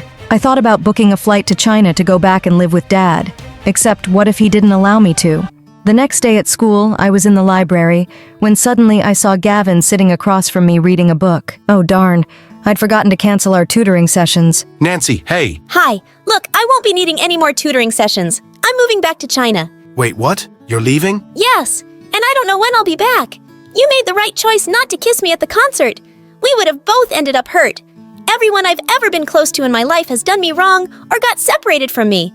You were right to protect your heart, Gavin. He stared at me with sad eyes, and I couldn't bear being around him anymore. I went back to the house so I could secretly pack my bags and leave home. But that night, Mom knocked on my door. Do you have a minute? What's going on? What's in that box? Your 18th birthday is tomorrow, so I made you a present. Oh man, my birthday. I'd completely forgotten. What's this? You asked why I was collecting strands of your hair. Well, it was to make a quilt with something called dong tai hair embroidery. It's an old Chinese practice. You sew hair strands onto a piece of white silk. My grandmother started a tradition where a mother would embroider a piece, pass it down to their daughter, who would continue the work and keep working on it until it was finished. Then the next daughter in line would receive the quilts as a gift. And that's you. I was shocked. Mom hated me. There was no reason she'd want me a part of any family tradition. I don't even remember the last time you gave me any presents, let alone something like this. Well, it's your 18th birthday, and it's an old family practice. My mother used to tell me back when we were close that she wanted me to continue it. And you are my daughter after all. Mom hugged me awkwardly, and I tried to feel happy. Maybe I didn't have to run away from home after all. My mother loved me, but I still couldn't sleep that night. I felt in my gut something was off, that Mom didn't give me that blanket for the reasons I thought she did. Suddenly, I heard voices coming from the other room that sounded like a FaceTime conversation. I can't believe you made me go through all that work to give Nancy that dung tie blanket. She barely even said thank you. I shouldn't even have to ask you to pass that blanket down to your own daughter. I had to offer to take Nancy for the summer so you'd agree to do it, like I haven't already passed down enough to her. Nancy is prettier than I ever was and won more pageants than I ever did. I did what you told me. I gave her the stupid quilt. What more do you want from me? Well, that all made more sense. Of course, Mom hadn't changed. And of course, she hadn't grown to love me. I refused to speak to both her and Dad that week. And one night, after Mom went to sleep, I threw the dung tie quilt into the fire with my strands of hair and 2 generations worth of work. At school, I still saw Gavin, but I avoided him too. After all, I told him I was leaving the country on the last day of the semester. I was taking my finals, but I was panicking because I didn't know any of the answers. I tried to calm myself with deep breaths, when suddenly some kids ran in. Miss Benson, someone broke into your car. And that's when Gavin walked in and sat next to me. We only have like 2 minutes tops. Give me your test. I'll finish it for you. No, Gavin, I can't ask you to do that. But he'd already taken my test and was filling in the answers. Why was he helping me? So obviously you didn't move to China in the end. No, not yet, but I still might, just to get away from everything and everybody. I don't understand, Gavin. Why did you do this for me? Because I still care about you. I know I wasn't ready to kiss you that night at the concert, but part of me regrets that. Really? Yeah. I don't want my parents' divorce to scare me away from falling in love. You told me that night, nothing is worth living in fear for. Gavin pulled me close and I felt my heart skip a beat. Maybe you're right, Gavin. Because my mom didn't know how to love me doesn't mean there aren't other people out there who do. You mean, like me? Slow down, buddy. We're not there yet. I leaned over and kissed him right then. For the first time in ages, I walked home feeling happy. But when I entered the house, I found Mom sitting in front of the fireplace crying. I can't believe you burnt the family quilt, a 3-generation quilt. It wasn't a 3-generation quilt because you were never gonna pass it down to me. You only did it because Dad told you to. You know what? I'm done putting up with this. I'm moving out of this house. I'm not gonna live with you anymore. That summer, Dad let me stay with him in China, as he promised, and Gavin and I applied to the same college and got in. Even after returning to the US, I didn't see Mom, and I also blocked her phone number. But one night at college, I was awake studying when I got a freaking message from Mom on TikTok begging me to call her. Oh, honey, I'm so glad you called. I've been wanting to talk to you and make amends for a while. Too late for that. Mom, I really don't have time to talk. I have midterms tomorrow. Nancy, you didn't let me finish. I've been seeing a therapist and working through my issues. I want to be better. I want a fresh start. Well, I am glad to hear you're finally getting help. I know you've been suffering for a while, but I can't just forget the way you've treated me all those years. Maybe one day I can forgive you. I just don't know when that'll be. I understand. Well, if you ever do want to start over, my home is always open to you. I love you, and I'm sorry about everything. Thanks, Mom. I've always wanted to hear those words from you. What's up? I'm Garrett, and my parents adopted me from a poor farm in Sri Lanka, and now living a millionaire life because of my politician parents. Honestly, living rich isn't my thing, but keep that between us. I appreciate everything my parents have done for me, yet I've noticed that wealthy folks tend to boss others around over the most ridiculous stuff. I asked for a gold-plated toilet seat, not this regular one. What are you, stupid? Mom, who cares? It's just a toilet seat. No one's going to rate our bathroom on the luxury loo leaderboard. I ended up spending all my free time strumming on my guitar with my best friend in the entire world, John. Time for the next gig. You in? Met John during a tryout for a local band, and we've been tight ever since. We made it into the band and began performing at local charity events. It was amazing to see how happy we could make people. One day, while we were playing at a soup kitchen, I noticed a disturbance. A bully was harassing one of the most beautiful girls I'd ever seen. I found twigs in the soup you made. I want my money back. It's free, and I saw you put those in there. I was about to step in when the girl poured soup all over the bully's head. Security came and threw her out. I quickly ran outside to let her know how awesome that was. But she had already disappeared. But when I got back to John's, he had the biggest smirk on his face. Do you remember that cute girl who souped that bully? Duh! Well, her name's Sunny, and I asked her out, so she's kind of my girlfriend now. I felt like a giant rock had been stuck in my throat. But you guys, what was I supposed to do? There's a bro code. That's awesome, John. But as they started dating, I started to see less and less of John. And whenever we did hang out, all he would ever talk about was Sunny. You know, Sunny supports her entire family. She has like 17 jobs. Wow, the next day my parents had a huge surprise in store for me. A pretty girl was spinning around in my kitchen, batting her eyelashes in slow motion. Honestly, it was a little ridiculous. Hello, I'm Olivia. I'm Garrett, and why are you here? Well, son, it's your 18th birthday and your present is Olivia. She's gonna be your wife. My what? Did you really think we'd leave your matchmaking up to fate? But your mother and I were in an arranged marriage. Look how happy we are. I was definitely not convinced. Olivia's living with us until the wedding. You'll have plenty of time to get to know her. I tried it first for my parents' sake, but everything about Olivia rubbed me the wrong way. Every time she opened her mouth, I felt like some brain cells had died. One time we traveled to the village where I was born. Ew, I could never be that poor. How sad and pathetic. That really made me want to slap on her stupid face. Garrett, remember? You're a gentleman! I needed out of this. A life with Olivia would be a life tied to the very type of person I hated most, so I decided to run away. As I was climbing out of my window, John pulled up to my house. How could I forget? We were supposed to practice together. Bro, what are you doing? My parents want me to marry this total snozberry. I'm running away. What? Garrett, you can't give your life up. I don't have any other choice. I couldn't bring myself to say no to my parents or break their hearts, so it's either run away or marry her. Besides, it's not like I have any other romantic leads. But then John looked at me with this sparkle in his eye. What if? You hired a fake fiancé and told your parents you're already getting married? I burst out laughing. Yeah, right. Would anyone actually be interested? I mean, it's a little pathetic. Sunny could do it. You mean your girlfriend? Yeah, she's desperate for money. Let me ask. And then he started texting her. Wait, John, isn't that weird? She's your girlfriend. She said she's in, and who cares?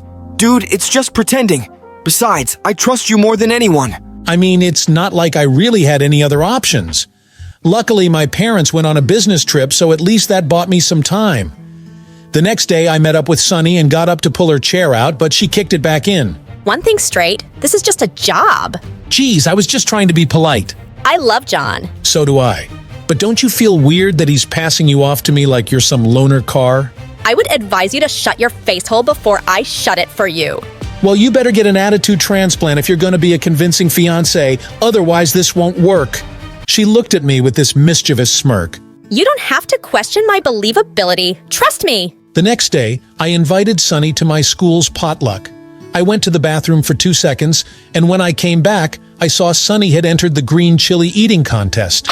As Sunny shoveled chilies down her throat, she glared at me with cold hatred.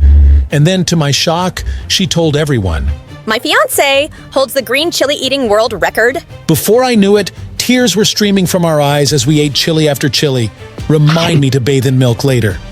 After Sunny won, I dragged her away from everyone. What are you doing? Just having some fun with my fiancé. I'm going to be in the bathroom for a week straight now because of you. But if that's what you want, I'll give it to you and eat until you're happy. No, stop. Suddenly, Olivia appeared out of nowhere. Wow. Garrett, that is pretty impressive. My parents love spicy food. They're going to be so happy when they find out you can handle it. And then she kissed me on the cheek and ran off. I wanted to flip a table. What was that about? You need to start playing by my rules, Sunny, or you can kiss your money goodbye. I do one thing you don't like, and this is how you act. You're exactly who I thought you were. You're a rich, arrogant jerk. I walked outside to blow off steam, literally. But I realized I got why she thought I was that way. I mean, rich people, they're the worst. I had to show her that I wasn't like that. I went back inside, but Sunny was nowhere to be found. I started to get worried, so I called John. Did you seriously lose my girlfriend? Dude, I'm on my way. Then I heard someone crying in the girls' bathroom. I took a chance. Sunny, it's Garrett. I wanted to apologize. She unlocked the door, but when she opened it, I was shocked to see Sunny was covered in Jell-O. What happened? That girl who kissed you on the cheek threw a whole Jell-O cake in my face. Olivia. So maybe she was starting to get the message. I was almost a little excited when... I look like a sea monster. Here, let me help. I washed Sunny's hair in the sink and gave her my sweatshirt so she'd have clean clothes. Why are you being so nice to me? Because this is all my fault. Olivia attacked you because of me, and then I told her everything about the arranged marriage and Olivia. I'm sorry, Sunny, for all of this. This was stupid. No, it's not. I was wrong about you. Just give me one more chance. I'll be the perfect fake fiancé. And then she hugged me so tight that my heart started beating fast. But just then, the door swung open and... What do you think you're doing? No, and John, it's not what it looks like. Wait in the car, Sunny! John! Now! I didn't like the way he was talking to her. He was acting so controlling. John came for me, his nostrils literally flaring. What gives, man? She's still my girlfriend. Woo, dude, relax. This was your idea. Sunny and I are just... Stop! Man, I see the way you look at her. What? No, the bro code. I would never. Whatever. Just finish this up as soon as possible. I can't believe he was really going to let a girl get between us after all we'd been through. The next day, I woke up and was surprised to see Sunny sitting at the edge of my bed. I have a surprise for you. Then she put a blindfold around me and put me in the driver's seat. I had no idea what was going on, but I've always been a sucker for surprises. And the next thing I knew, we were in the mountains. We climbed the whole thing. But what shocked me is that the longer we hiked, the more I actually started to love it. For the first time, I could drop everything and I could just be me. We took a picture together at the top, and Sunny put her arms around me. I blushed so hard. Maybe John was right. Maybe I was starting to catch feelings for Sunny, and it was magical. Doesn't this feel like a scene from a movie, Garrett? Yeah, of course.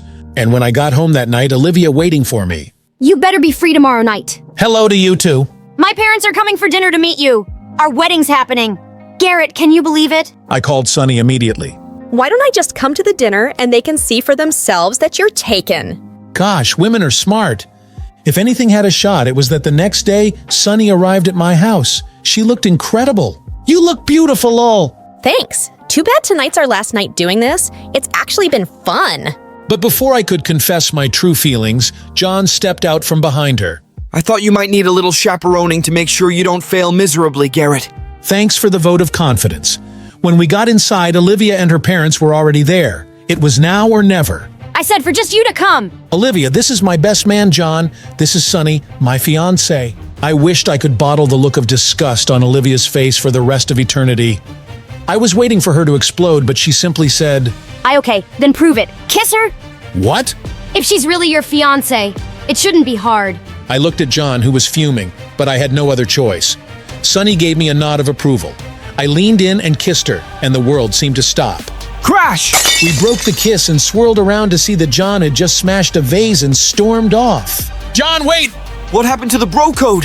What was I supposed to do? You're the one who told me to do this. I knew you were lying. Kevin and I both turned to see that Olivia, her parents, and Sunny had followed us and overheard everything. Nice try, Garrett, but I knew you'd never date low-life trash like Sunny. You're marrying me whether you like it or not. Can you really blame him for wanting to leave? You've got the ugliest personality ever. This was getting out of hand. They were literally pulling each other's hair, so I stepped in the middle of them. Girls, Sunny, stop! And she felt bad the way I screamed, so she dashed away. Things couldn't end like this between us, though. Her family was struggling, and I had to do what was right. So I followed her. Sunny, wait! Take this! I wrote her a check for $3 million. Garrett, you shouldn't have to do this, any of this. Just be honest with your parents about Olivia. Maybe they'll understand. She was right, but I was still afraid of disappointing my folks. Just take the money now, you can take care of your family. What? But she just stared at me blankly. That's why you took the job? No, I took the job for John. I agreed to do it, and I give the money to his sick mom. What? But John's mom isn't sick. Last week she ran the marathon. Just then we saw John with Olivia. He even had his arm around her. John, you lied to us. All this time you wanted my money for yourself. John turned around with an evil look in his eyes. You don't even do anything with it. I deserve to have a little. Come on, Sunny, let's go. I'm not going anywhere with you. You lied to me too. We're over. Are you happy now? Garrett, you've ruined my life. Don't be so dramatic. John, consider our friendship over. And then he went away. He was never a true friend to begin with if he was only after my money. Sunny called a cab, but there was really nothing to say. Except, I'm sorry for how this all turned out. Me too. I wanted to kiss her so badly, but before I even got the chance, Olivia had a tentacle around me. I guess that was that. My parents came back, and I went along with wedding planning. I felt like a total ghost. I droned out Olivia's non-stop, talking with thoughts of Sunny. I should have told her how I felt. I even texted her on the day of the wedding, telling her that it was happening, maybe in hopes she'd want to pull a big romantic gesture. But when the time came and Olivia was walking down the aisle, Sunny was nowhere to be found. The priest started officiating when I heard a familiar voice call out, "Stop the wedding!" Everyone turned and gasped. To my shock, it was John. John, what are you doing here? Olivia, I love you. Let's run away from here. You want me to confess it in front of the whole world? So here I am. What? But then Olivia ran over to John and started kissing him. I guess there was a lot more to that casual arm around her that night at dinner. The wedding's off! As they ran away together, I couldn't help but laugh. And then I was in for the shock of the century when my parents came up to me. Son, I'm sorry we forced this upon you. We never should have, we were wrong. Olivia is clearly not good enough for you. We made a mistake with her and just want you to be happy from now on. We've agreed. You choose who you love. And they hugged me tightly and went to the guests. What just happened? It looks like someone just got there. Happily ever after. I turned around, shocked to see the priest removed his beard and hat. It was Sonny. You seriously thought I'd miss watching this train wreck? Sonny, I'm so sorry. Look, I know this sounds crazy, but although we were just pretending, I actually fell in love with you. I know, silly. Why else do you think I'm here? I feel the same way. How did I have no idea that was you? I told you not to doubt my believability. I laughed and grabbed her in my arms. What do you say? Should we make this a happy ending? I thought you'd never ask. Hi, my name is Anna, and I'm from Ohio. Please like and subscribe. My parents always dreamt of being world-famous singers, but they could never become anything more than background vocals. So when me and my sister Tanya were born, Dad taught me all about music, while Tanya was Mom's favorite, 'cause she was the pretty one. Everyone admired her emerald green eyes and blonde hair. Once when we were 5, a woman even tried to steal her from the park. Let go of my sister or I'm gonna scream. It'll give you $10, kid. Let go of her hand. Tanya and I struggled until she let go and ran away. Before the police came, Tanya hugged me tight. Anna, you saved me. No one touches you on my watch, sis. Even growing up, she always had everyone's attention, whereas I enjoyed my simple life. But then in 10th grade, things took a wild turn. One day after school, we got home to see Dad being rushed to the hospital. He had a heart attack. A week passed by and we found out he wasn't going to get better unless he had this really expensive surgery. And we didn't have money for it. Mom was thinking about selling the house when out of the blue she got a phone call. After she hung up, she screamed like crazy. My former agent told me they're looking for new talent and they're gonna pay huge money. She told us about a music audition that was happening in another week and asked us to grab the opportunity. On the day of the audition, everyone was stunned by Tanya's looks. But when she opened her mouth, they all covered her ears. Hello, from the other side. Someone grabbed the mic from her hands or shut off the speakers. I can't stand her voice. Well, he was over-exaggerating, but not entirely. Tanya couldn't sing a note, not even in the bathroom. A few minutes later, it was my turn, and when I started singing, the producers looked mesmerized. You come and wake me every night. You say you missed the concept of you and I. After a long discussion, they announced they were going to sign both of us. But there was one condition. They wanted me to sing. But in the background for Tanya, she would lip sync to my voice. No, that's wrong. We won't be doing that. But Tanya held my hand with teary eyes. Please, sis, you have to do this. We need the money. But Tanya... Anna, my love, the future of our family rests on your shoulders. Now, think about your dad. Think about our family, honey. So, I agreed. After we signed the deal, all of Dad's hospital bills were paid, and he came back home all healthy in a month.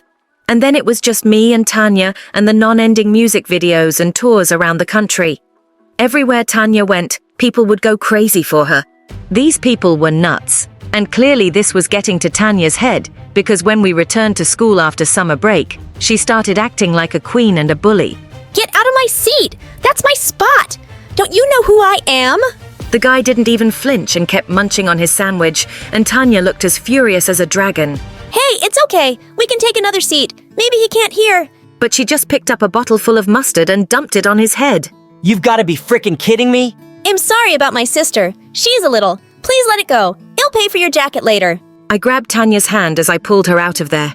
Have you lost your mind? Didn't you see he was acting as if he didn't know me? Tanya, you're not the president, and you should. Whatever.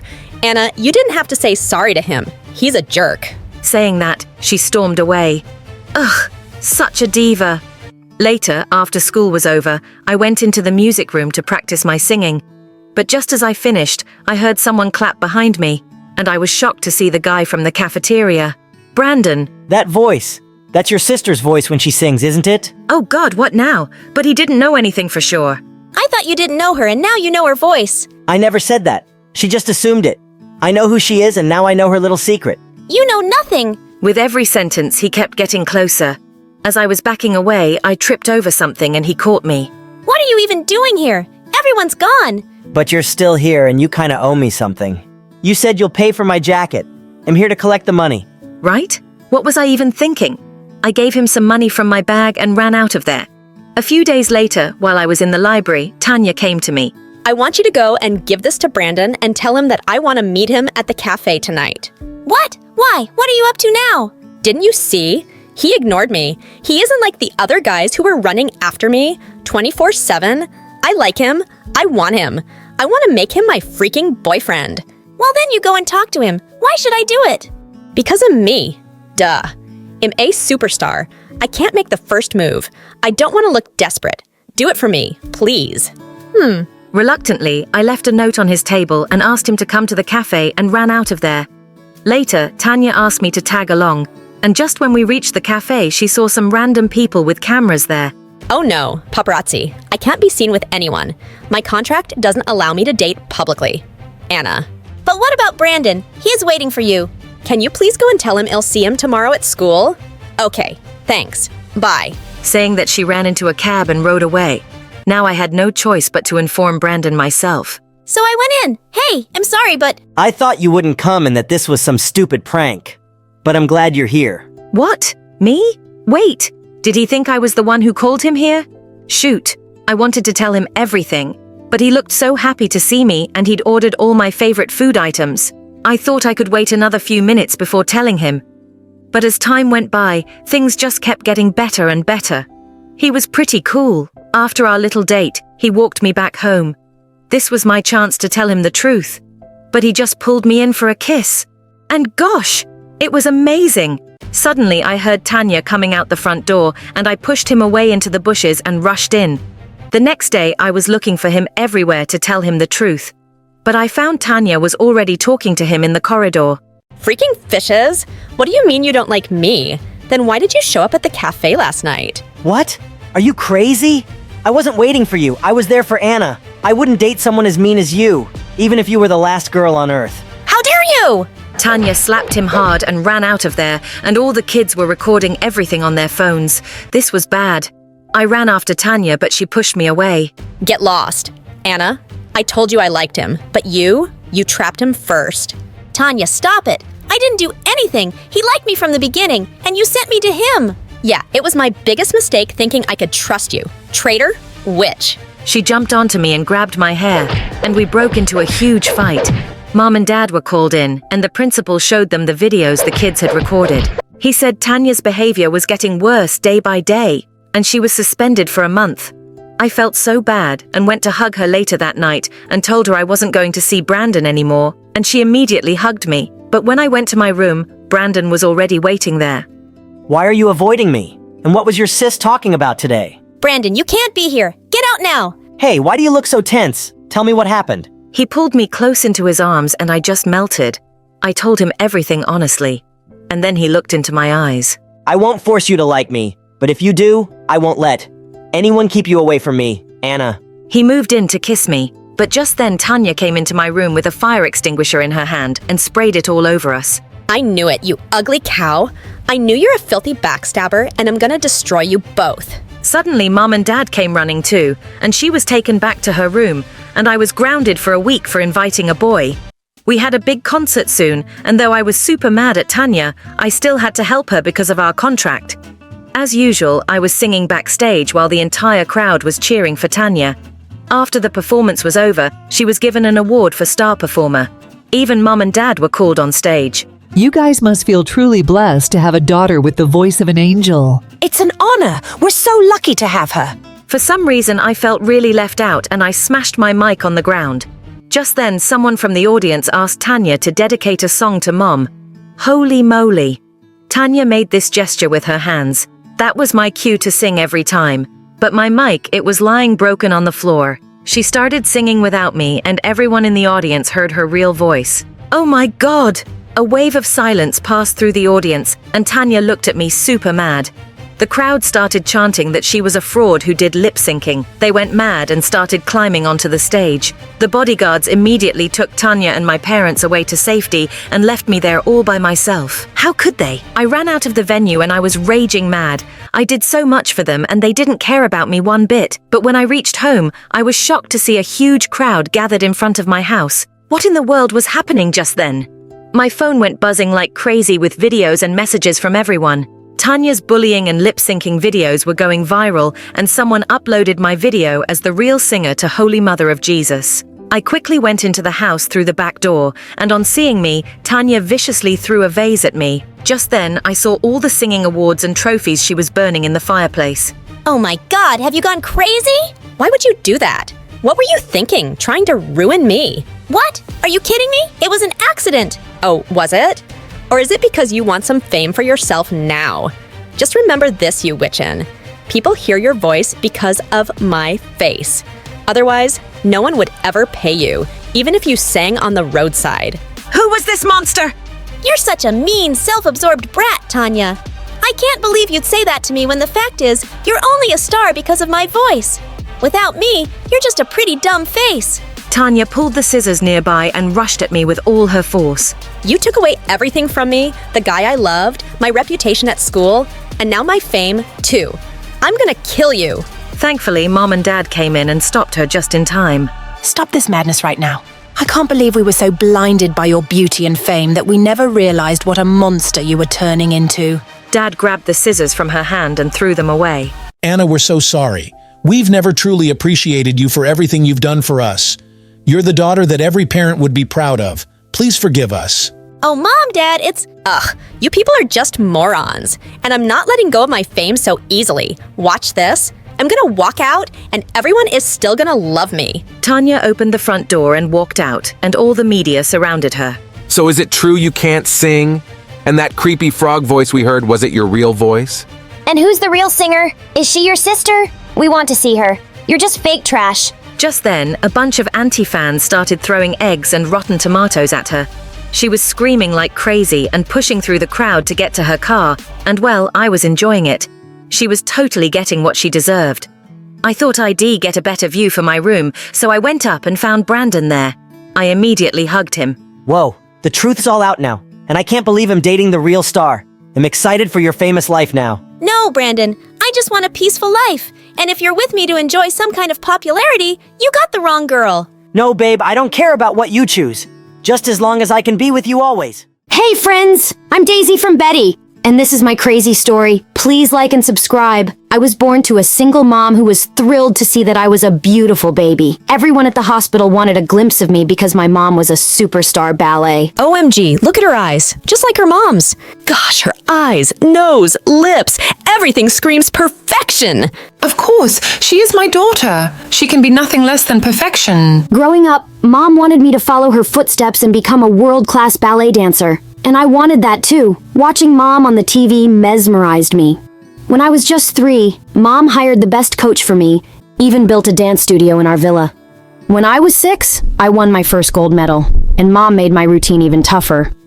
I had to wake up early and practice every day no matter what. I so hated the routine, and I wanted to be like normal kids. Have fun, have friends, and yeah, go to school. So on my 7th birthday, I asked Mom to send me to school, but she totally freaked out.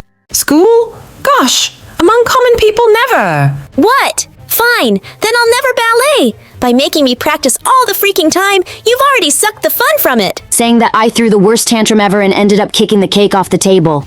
Well, Mom was pretty pissed, but I was as stubborn as she was, and I stood my ground.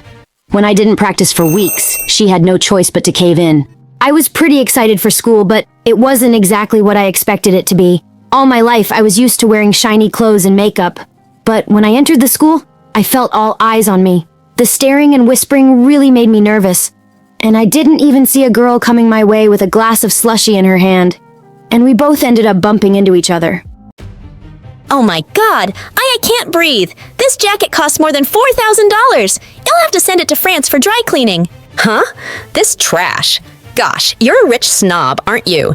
You should thank me that I dropped slushy all over that ugly jacket. It really looks better now. And then all the kids standing around us started to laugh. I just ran to the bathroom and washed my face and took off the shiny jacket. I so wanted to be normal. And my first day started off on the wrong foot. As for studies, I learned I had a lot of catching up to do. So I started working my butt off to be at the same level other kids were. Come on, Betty. It's time to practice. No, I have to figure out this math problem first. What? That's why I was so against you going to school. Seeing Mom lose her marbles, I had to leave my homework and practice. But the next day when the teacher saw my notebook, she was furious and said I wasn't taking studying seriously. I was made to stand in a corner, and I so wanted to just magically disappear. Kids avoided me, and I was even called the Ice Princess just because I felt nervous talking to people, and they'd already decided I was a snob. When someone thought I was being rude, I was just struggling inside to say the right thing. Things were pretty much the same till high school. I'm dancing ballet and also studying, and because of the many breaks I had to take to compete, my studies were suffering. One time, I came back from school feeling angry because I'd gotten a C on a math test, and the moment I entered my bedroom, a crazy-looking girl hugged me. Oh my God, stop it! Who are you and why are you in my room? Someone help me and get this crazy girl away! But the girl just gave me a goofy smile and started saying something in a language I didn't understand. Who was she? Right then, my coach came running and moved the girl away from me. I'm so sorry. This is my niece Gabriella from Spain. My sister sent her to me. She wants to become a ballet artist and she's kind of your fan. Just fan? No. I am your greatest fan, you. You are like my idiot. She means idol. Her English is not the best. I then got to know that Gabriella was staying at our place with her aunt. But the next day, when I was getting ready to go to school, I was shocked to see Gabriella with a backpack. Turns out the coach had gotten her in the same school as me, and she was even in my class. Bummer. Because I knew how ruthless kids could be towards new students. The entire way to school, I kept telling her how I had her back. If anyone messes with you, you tell me, and I'll tell the principal. Don't let anyone bully you. The girl instantly grabbed my hand and started kissing it. Oh, Betty, you're so kind. I love how you synthesize with me. Synthesize? You mean sympathize? Yes, that. At school, I kept Gabriella with me. I was protecting her like a mother goose. I wasn't gonna let anyone make fun of her. But during our health education class, something bizarre happened. The teacher was giving us a lesson on how to rescue someone who might be drowning and seeing a dummy in the water. Gabriella just lost it. I save her. Nobody panic. I got her. But Gabriella, it's just a dummy. No, Betty, you can't call people that word. She then jumped in the water and dragged the dummy and performed CPR on it. Don't you dare die on me. Don't you dare. The whole thing looked like a scene from a movie. In the end, when Gabriella realized it was actually a dummy, she started laughing. But right then the teacher clapped, saying that she had never seen any kid take CPR lessons so seriously, and she was proud of her. What? I literally can't even. I soon realized I didn't need to worry about Gabriella at all, even though the girl seemed to have an IQ lower than a plant. All the teachers and kids loved her. And I just kept wondering how even worse it seemed like every guy in school had a crush on Gabriella. All the boys would be talking about how cute and funny she was. Every day when Gabriella opened her locker, chocolates and love notes would fall out. Sometimes I think the school is Hogwarts. Hogwarts? Why? Every day I wish for chocolates and I get chocolates. Totally magical. Here, have some. I didn't get why everyone liked her so much. One time, Gabriella and I were sitting in the cafeteria and having lunch when a guy came and sat next to me, making me so nervous that I couldn't even look up. He was the school's most handsome guy. So I was wondering if you would like to go out with me this weekend. I don't think so. I have to practice for a tournament. How about next week? Oh, Betty, don't get so ahead of yourself. I would never want to date the Ice Princess. Gabriella, what do you say? OMG, I felt so embarrassed. And when I realized that everyone was looking at me like I was some animal straight out of a zoo, I ran to the bathroom and locked myself in. I felt humiliated. A while later, I heard Gabriella knock, and right when I opened the door, she looked worried. Oh, Betty, that was so rude of that jerk. Don't worry. I gave him a slap. But why? It wasn't his fault. It was me being stupid. Why would I think anyone would like me? Everyone thinks I'm a snotty witch. They call me the Ice Princess. But why does everyone like you? How can I be more like you? Gabriella smiled. Just stop caring. I know I appear dumb sometimes. Okay, maybe a lot of times. But I don't care what anyone says or thinks. Just be the awesome you. Her words warmed my heart and I hugged her. After that day, Gabriella and I started going out together. She would be with me at school and watch me practice on the ice. In a few weeks, I'm going on the biggest ballet adventure yet, and I'm quite excited about it. One time when I went to practice, I saw Gabriella dancing ballet and I was completely independent of her activities. So much so that I told her that she should compete too, and she seemed to like the idea. Being on the same ice rink as my idiot. Idol. I couldn't help but smile. Gabriella was kinda adorable. But when Mom found out about Gabriella also participating, she went ballistic, saying how stupid I was to encourage my competition to be in the tournament. But I ignored her. Gabriella wasn't competition, she was my friend. But on the day of the tournament, something bizarre happened. Gabriella wore an exact replica of my costume. What's this? You copied my design. I was working on this costume for a week. We look like twins now. It seemed odd, and when Gabriella performed, I was shocked because she wasn't just good, she was fabulous. So when it was my turn, I had to improvise and make my routine look more thrilling. When the marks were announced for the first round, I was in the first spot and Gabriella was second. But still, the press was running towards her, calling her a breakout star. That girl! She used you. She acted all innocent and adorable. And look, she's stealing your limelight. I'm telling you, that girl is up to something, and you'll only realize it when it's too late. She's a backstabber. My heart sank, hearing Mom's words. Perhaps she was right, but I had the second round of the tournament to worry about. Now, I went to change into my costume, and when I took it out of my bag, I saw it was torn from the middle. I felt like I couldn't breathe. And just then Gabriella came running towards me. Who did this? I'll kill them. Huh? Don't act so innocent. I know it was you. Just go away. Betty, I swear. Just leave me alone. Mom was right about you. You stabbed me in the back. But before she could say more, I lunged at her, and right then Mom walked into the locker room with some people. See, this is your breakout star using unfair means to win. First she copied Betty's costume and then destroyed her new one. And now she's attacking my daughter. Well, Gabriella was disqualified right then. Thank God Mom came in right in time and she had an extra costume. So I was able to perform. In the end, I was one of 3 contestants selected for the final round.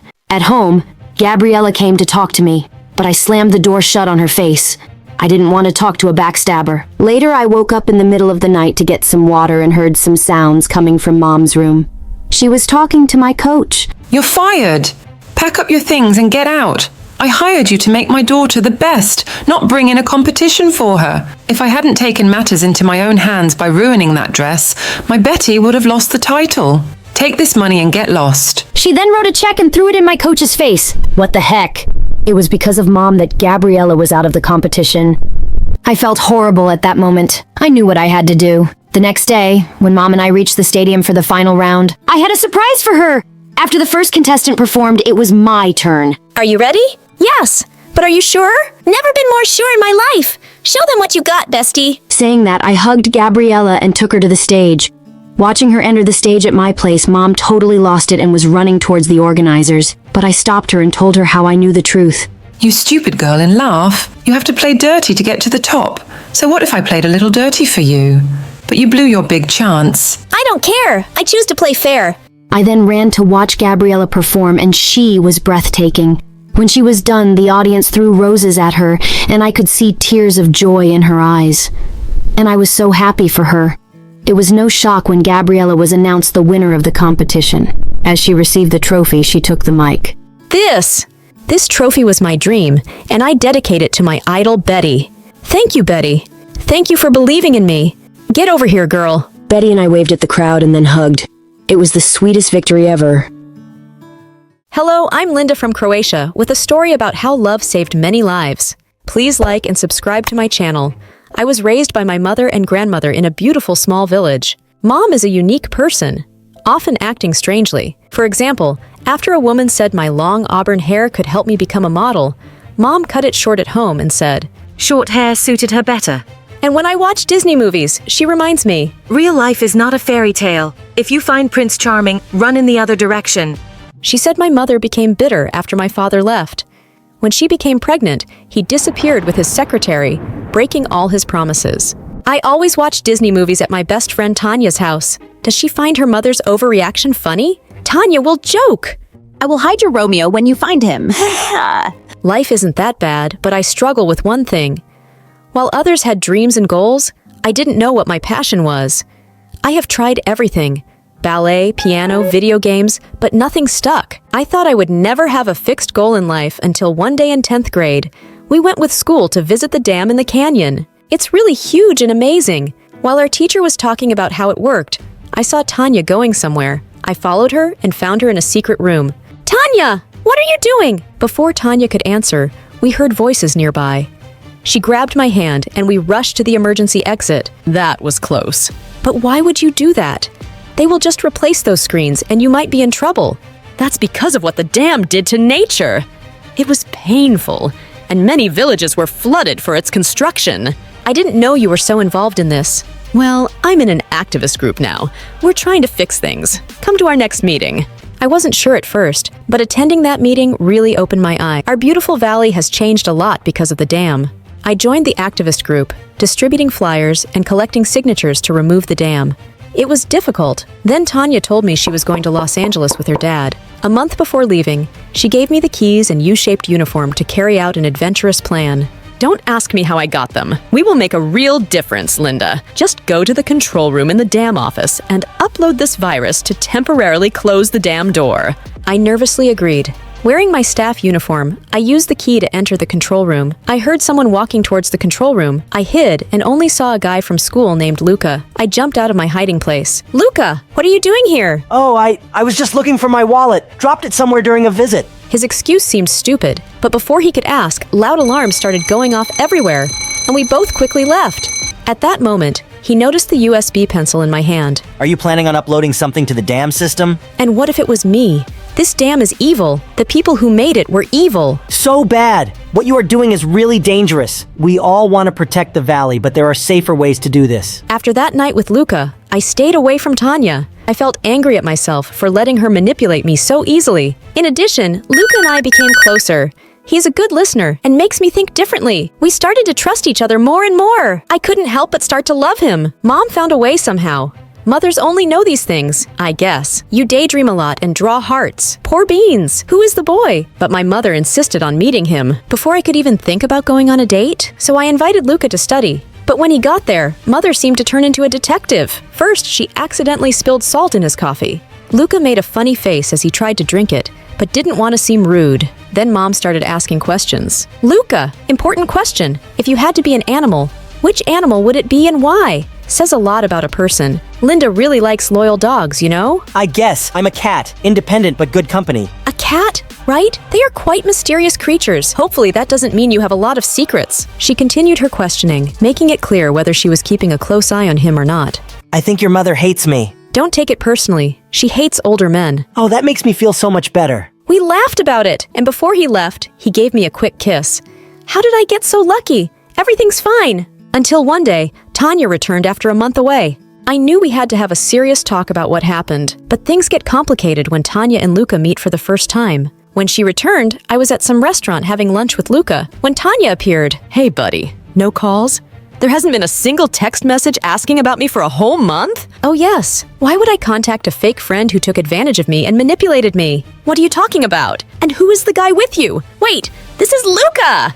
Hi, Tanya. How do you two know each other? Linda, I can't believe you're dating your enemy. Luca is the son of the dam owner and will probably soon become the heir. What? Wait, Luca, why didn't you tell me? I was about to do that. Don't know how to bring it up. Actually, especially when you believe that my father and his company are evil. Because they are. Oh, please. Tanya, have you ever told your best friend why you want to close the factory so much? At least Linda actually cares about nature while you just want revenge for your father. Linda, listen to me. Before the new business, Tanya's father was my competitor. He lost the project many years ago. And since then, his family has tried every way to ruin our lives. The activity group is just the latest plan. What do you know? Yes, it started as revenge, but now I really care. Also, aren't you going to tell Linda that you're building a new dam? Are you planning to evacuate your grandmother's house and people's houses in the valley for construction? Are not! It's not final yet! Oh my God! One friend manipulated me and the other lied to me. You both couldn't believe. Stay away from me. No waiting! Don't listen to her! Linda! I just left. And that night, I stopped them everywhere. My trust in Tanya and Luca was shattered, leaving me feeling betrayed and alone. Sitting at the kitchen table, I confided in my mother. When she heard it, she felt both angry and sad. Linda, you can cry over this mess or stand up and fight. Use what you know about Tanya and Luca. Learn more about this new dam.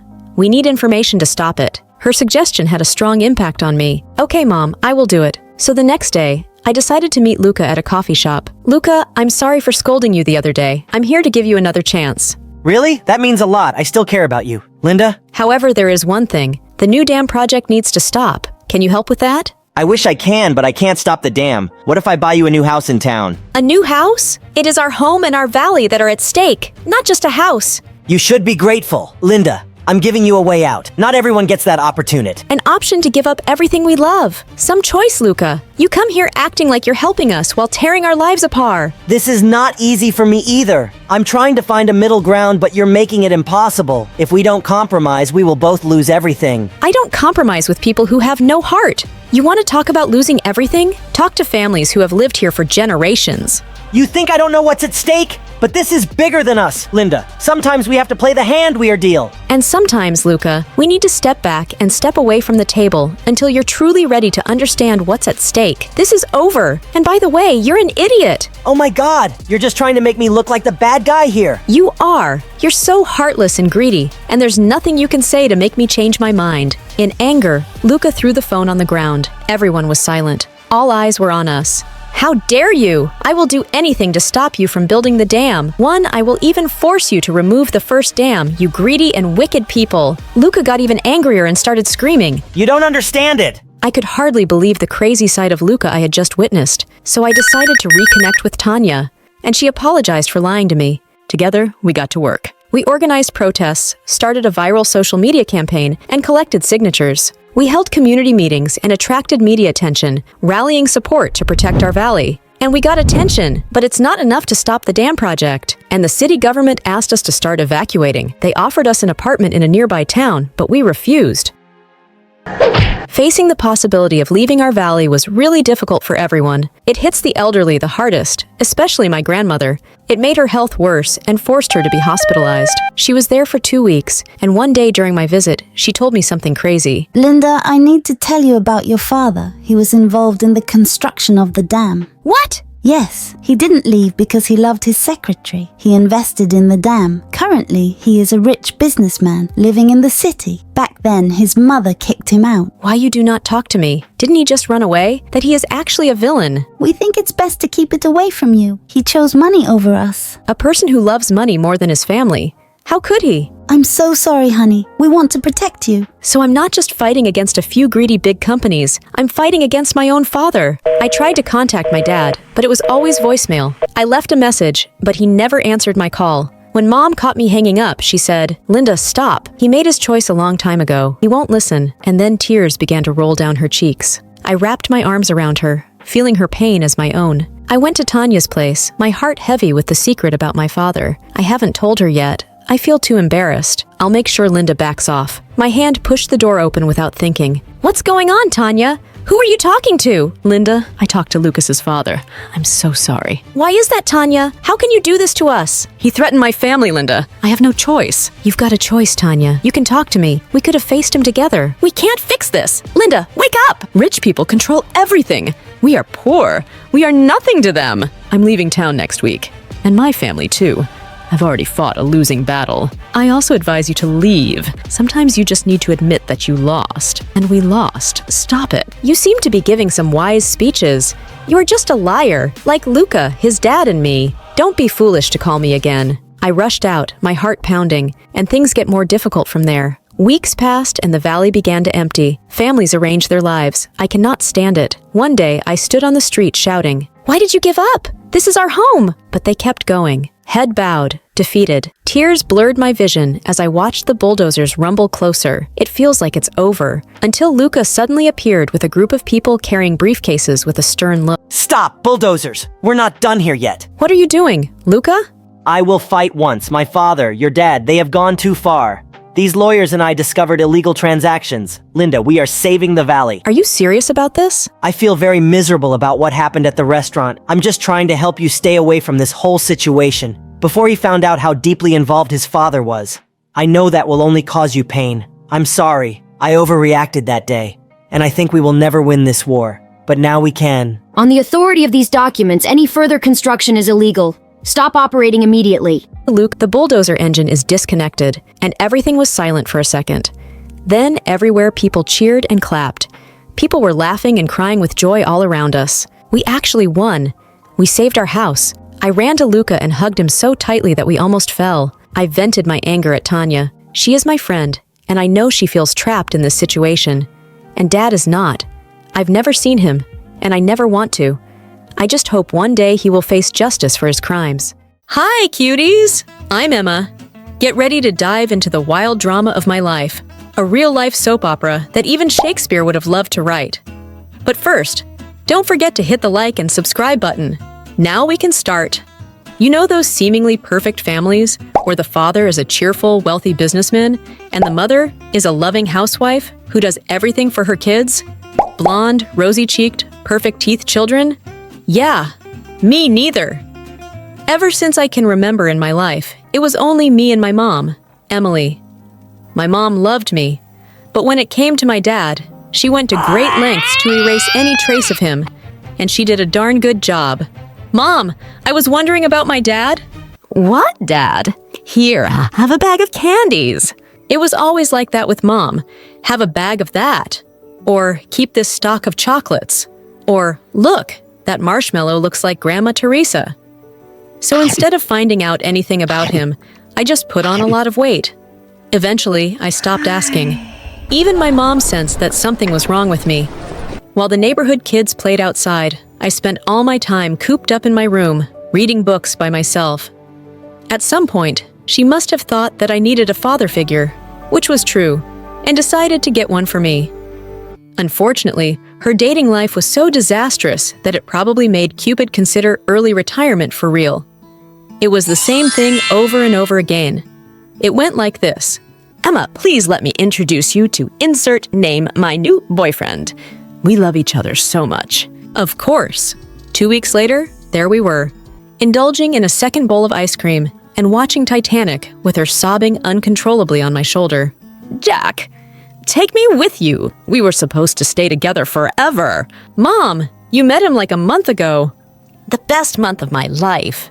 But honestly, my mom had a PhD in ruining her relationships. All her boyfriends had shorter lifespans than a goldfish's memory. She would get bored of them and then find a way to sabotage the relationship. Magically, it was always their fault. Antonio, the chef, seemed like the perfect candidate. After all, who wouldn't want a dad who could cook 5-star meals? But then, can you believe it?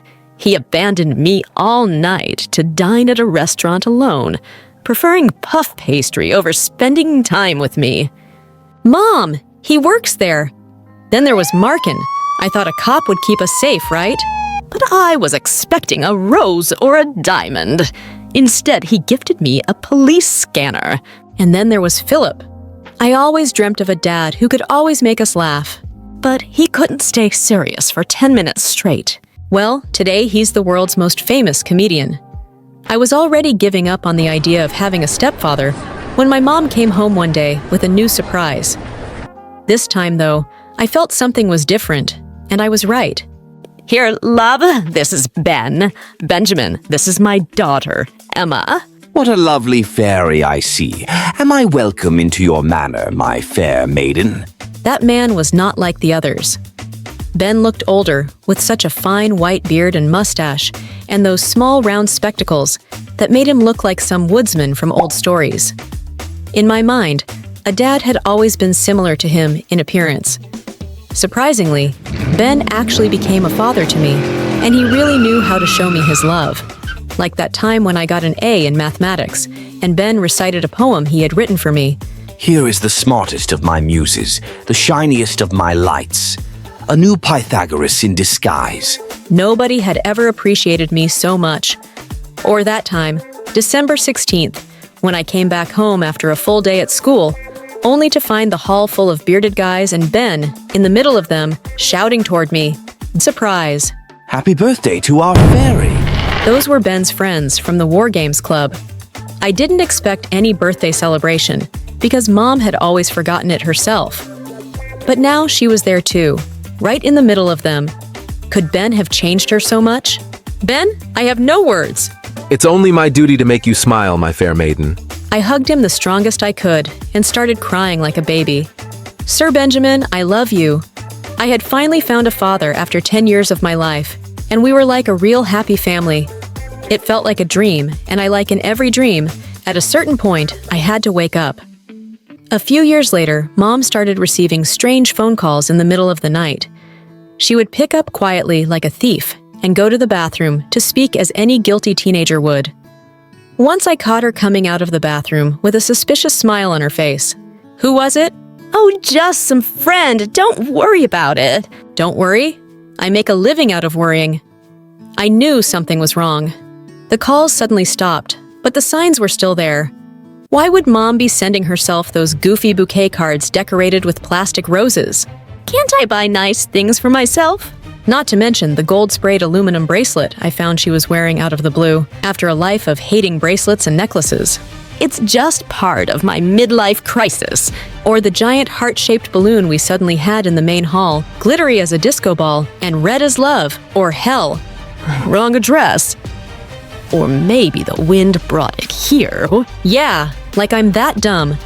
Then one morning, I was sick at home, searching in my mom's bedroom for her laptop, ready to consume my eyes in yet another Harry Potter marathon. Where is it? Axio laptop. What is this? There was a letter on my mom's nightstand. Strange. I haven't seen the postman in a while. My love, I'm like a lost sock just looking for its match. Ew, so cheesy. When Mom got back home that night, I confronted her. How could you do this, Mom? Emma, I can explain. Ben is the only dad I have ever had, and you're betraying him. If you would only let me talk. Please. I don't want to listen to you anymore, Mom. I'm tired of you and your... Editor won't let me say the next word. But you can imagine what I mean. I wasn't gonna let her ruin our relationship with Ben. I had to act fast. So the next day, I went to confront that homewrecker, getting his address from the letter. I rang the doorbell nonstop. Open up! What the? The man was about to blow up. But when he saw me, surprise filled his eyes. Please come in. That mysterious man looked like a retired rock star, or an extra from Pirates of the Caribbean. He invited me inside his great villa, which was full of instruments. Look, whoever you are, my mom's with someone else. Just leave us alone. Don't mess up our lives. I've barely found my dad, and you. What if I told you I'm your real dad? His words hit me like a mute button. I was eager to meet you again, but your mom thought you weren't ready. Of course, he could have been lying, but somehow I knew he wasn't. My father disappeared when I was a child. Emma, I'm really sorry things got messed up between your mom and me back then, but I'm here now, and I want to be part of your life. I was left completely speechless. My mom soon joined us. Mom looked truly happy after all those years. She told me she hadn't connected with anyone else because she wasn't over Dad and only wished for him to stay with us. Of course, I was thrilled about having my real dad with me again. But then a sudden doubt fell upon me like a spaceship out of fuel. But Ben, he already knows everything and he still wants to be a part of your life. We can be a big family. So just like that, I went from having no dad to having two. You would think it's like winning the lottery twice, but not quite. I felt overwhelmed and with a great weight on me. Before, I didn't have to worry about disappointing anyone. But now I had two dads who had high expectations of me, and let's say they weren't too fond of each other. Chris, lower the volume. Emma's studying. Oh, just jamming out, man. Rockstar practice, you know. Oh, wow. But I thought rock and roll had been dead for a long time. Good music never dies. Besides, aren't you obsessed with knights and things from hundreds of years ago? Oh, absolutely. But unlike your music, knights never go out of style. Come on, guys. If you really think about it, rock stars and knights have a lot in common, like both loved leather and dying young. But while some wore armor and swords, the others used guitars and a lot of hairspray. That made a lot more sense in my head.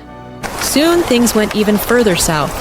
One day, they forgot to pick me up, and I had to walk home in the middle of a storm. When Ben saw me, he went mental. Chris, you were supposed to pick her up. I asked you to do one thing as I had an urgent appointment. Oops, I totally lost track of time making these cookies to surprise her. Come try one, honey. As I reached for a cookie, Ben sprang into action like a movie hero, dove over the couch in slow motion, snagged it from my hand, and sent the whole tray flying. These have peanuts. Emma's your own daughter and you don't even know she's allergic to peanuts? Or you just don't care? I don't even want to remember the fight that followed. Can you imagine two gunslingers in front of each other, ready to open fire at the slightest movement? Well, it was kind of like that. The constant fighting became a part of my life. I realized that this was affecting them as well. Ben looked more deteriorated and tired than ever, and my dad seemed constantly anxious, as if he was hiding a big secret. On my first Christmas with my new family, they dove into a full gift duel. The prize of it wasn't a juicy bounty, but my love. Dear, I got you Ozzy, your new puppy. Are you serious? I got her Lady Godiva, the most majestic kitten in town. Oh, thank you guys. I love them both so much. Of course, getting double presents was quite fun. But soon, my new pets were casualties of the parents' war. Lady Godiva was given away to our neighbor's children by my dad after he definitely saw me sneezing with her nearby. It was mid-December, by the way. A few days later, someone shaved Ozzy completely, making him a pink bear with a black nose. Oh, that's horrible. Nobody ever found the mysterious culprit. Then it came. December 16th, my birthday again.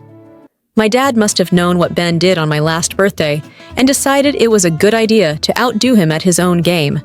So he called all of his musician friends to blast a birthday party rock serenade for me. To my beloved daughter, you, all the people of the world, rock. This song is for you. But then, right before the concert started, another group of people appeared. Vikings, Romans, Celts. Who knows? They were an army of guys dressed for a historic recreation, waving toy spears. What is all this, Ben? There is a time for peace and a time for war, Chris. Men, be ready. Someone sounded a war horn, and my birthday soon became like the final battle of Endgame. But instead of aliens and superheroes fighting, I had cosplaying history nerds versus elderly musicians incapable of accepting the passage of time. A clash for the century. After watching the battle for a bit, I went home, all set to blow out the candles and dive into the cake.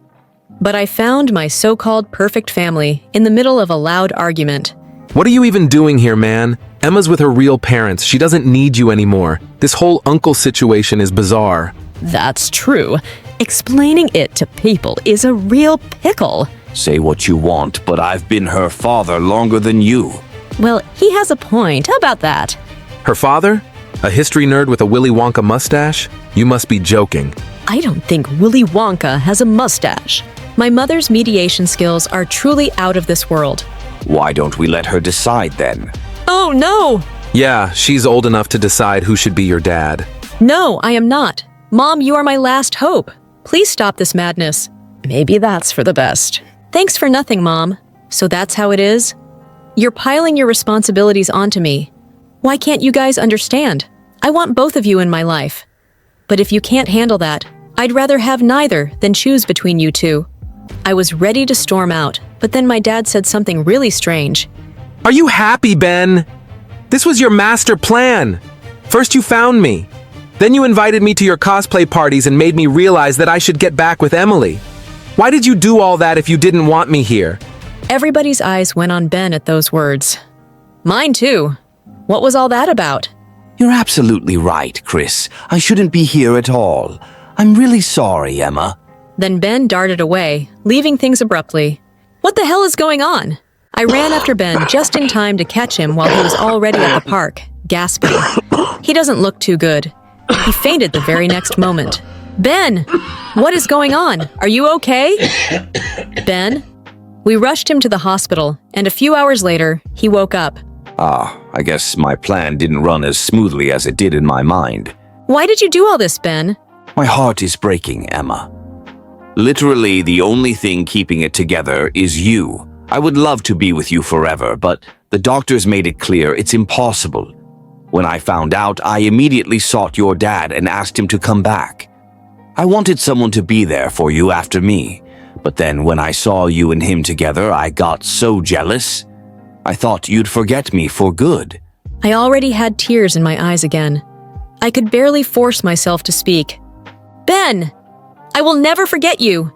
And you are not leaving me at all. I had no idea you did all this. Chris didn't tell me anything. Yes, because I asked him not to. It was a secret quest, eh? Like the ancient knights did. I did it for Emma. Emily. I had to. I'm sorry for lying, but... Cough made it impossible for Ben to go on talking. I just hugged him so hard, as if trying to protect him. A few days later, Ben came back home with us, and it was as if he and Dad were two totally different persons. They put their jealousies and fights aside and became something like best friends. Dad even helped and cared for Ben throughout his illness. One night, when they thought Mom and I were sleeping, I overheard them talk. I will never be able to thank you enough for bringing me back to my family. What you did is just... It's okay, Chris. You're a great man. I'm just happy you are in Emma's life. You both deserve each other. They hugged before wishing each other goodnight. I went to sleep with the biggest smile I had ever worn in my entire life. Now a lot of time has passed, and a lot of things have changed. I'm not a child anymore, and my groom is in front of me, waiting for my, yes, yes, I do. Mom and Dad are by my side, happily together and smiling at me. And even if I can't see you in the same way, Ben, I know you are here too, sitting silently between the seats of this splendid church and looking at me with your peaceful gray eyes. You are as real as the photo of you I have inside of the pearl-shaped necklace I always keep by my heart, as I have promised you. I never forgot you, Ben. All that you did for me, from your silly poems to the way you tied my shoes. You will always live with me. You'll always be my guardian angel, and I am your fair maiden.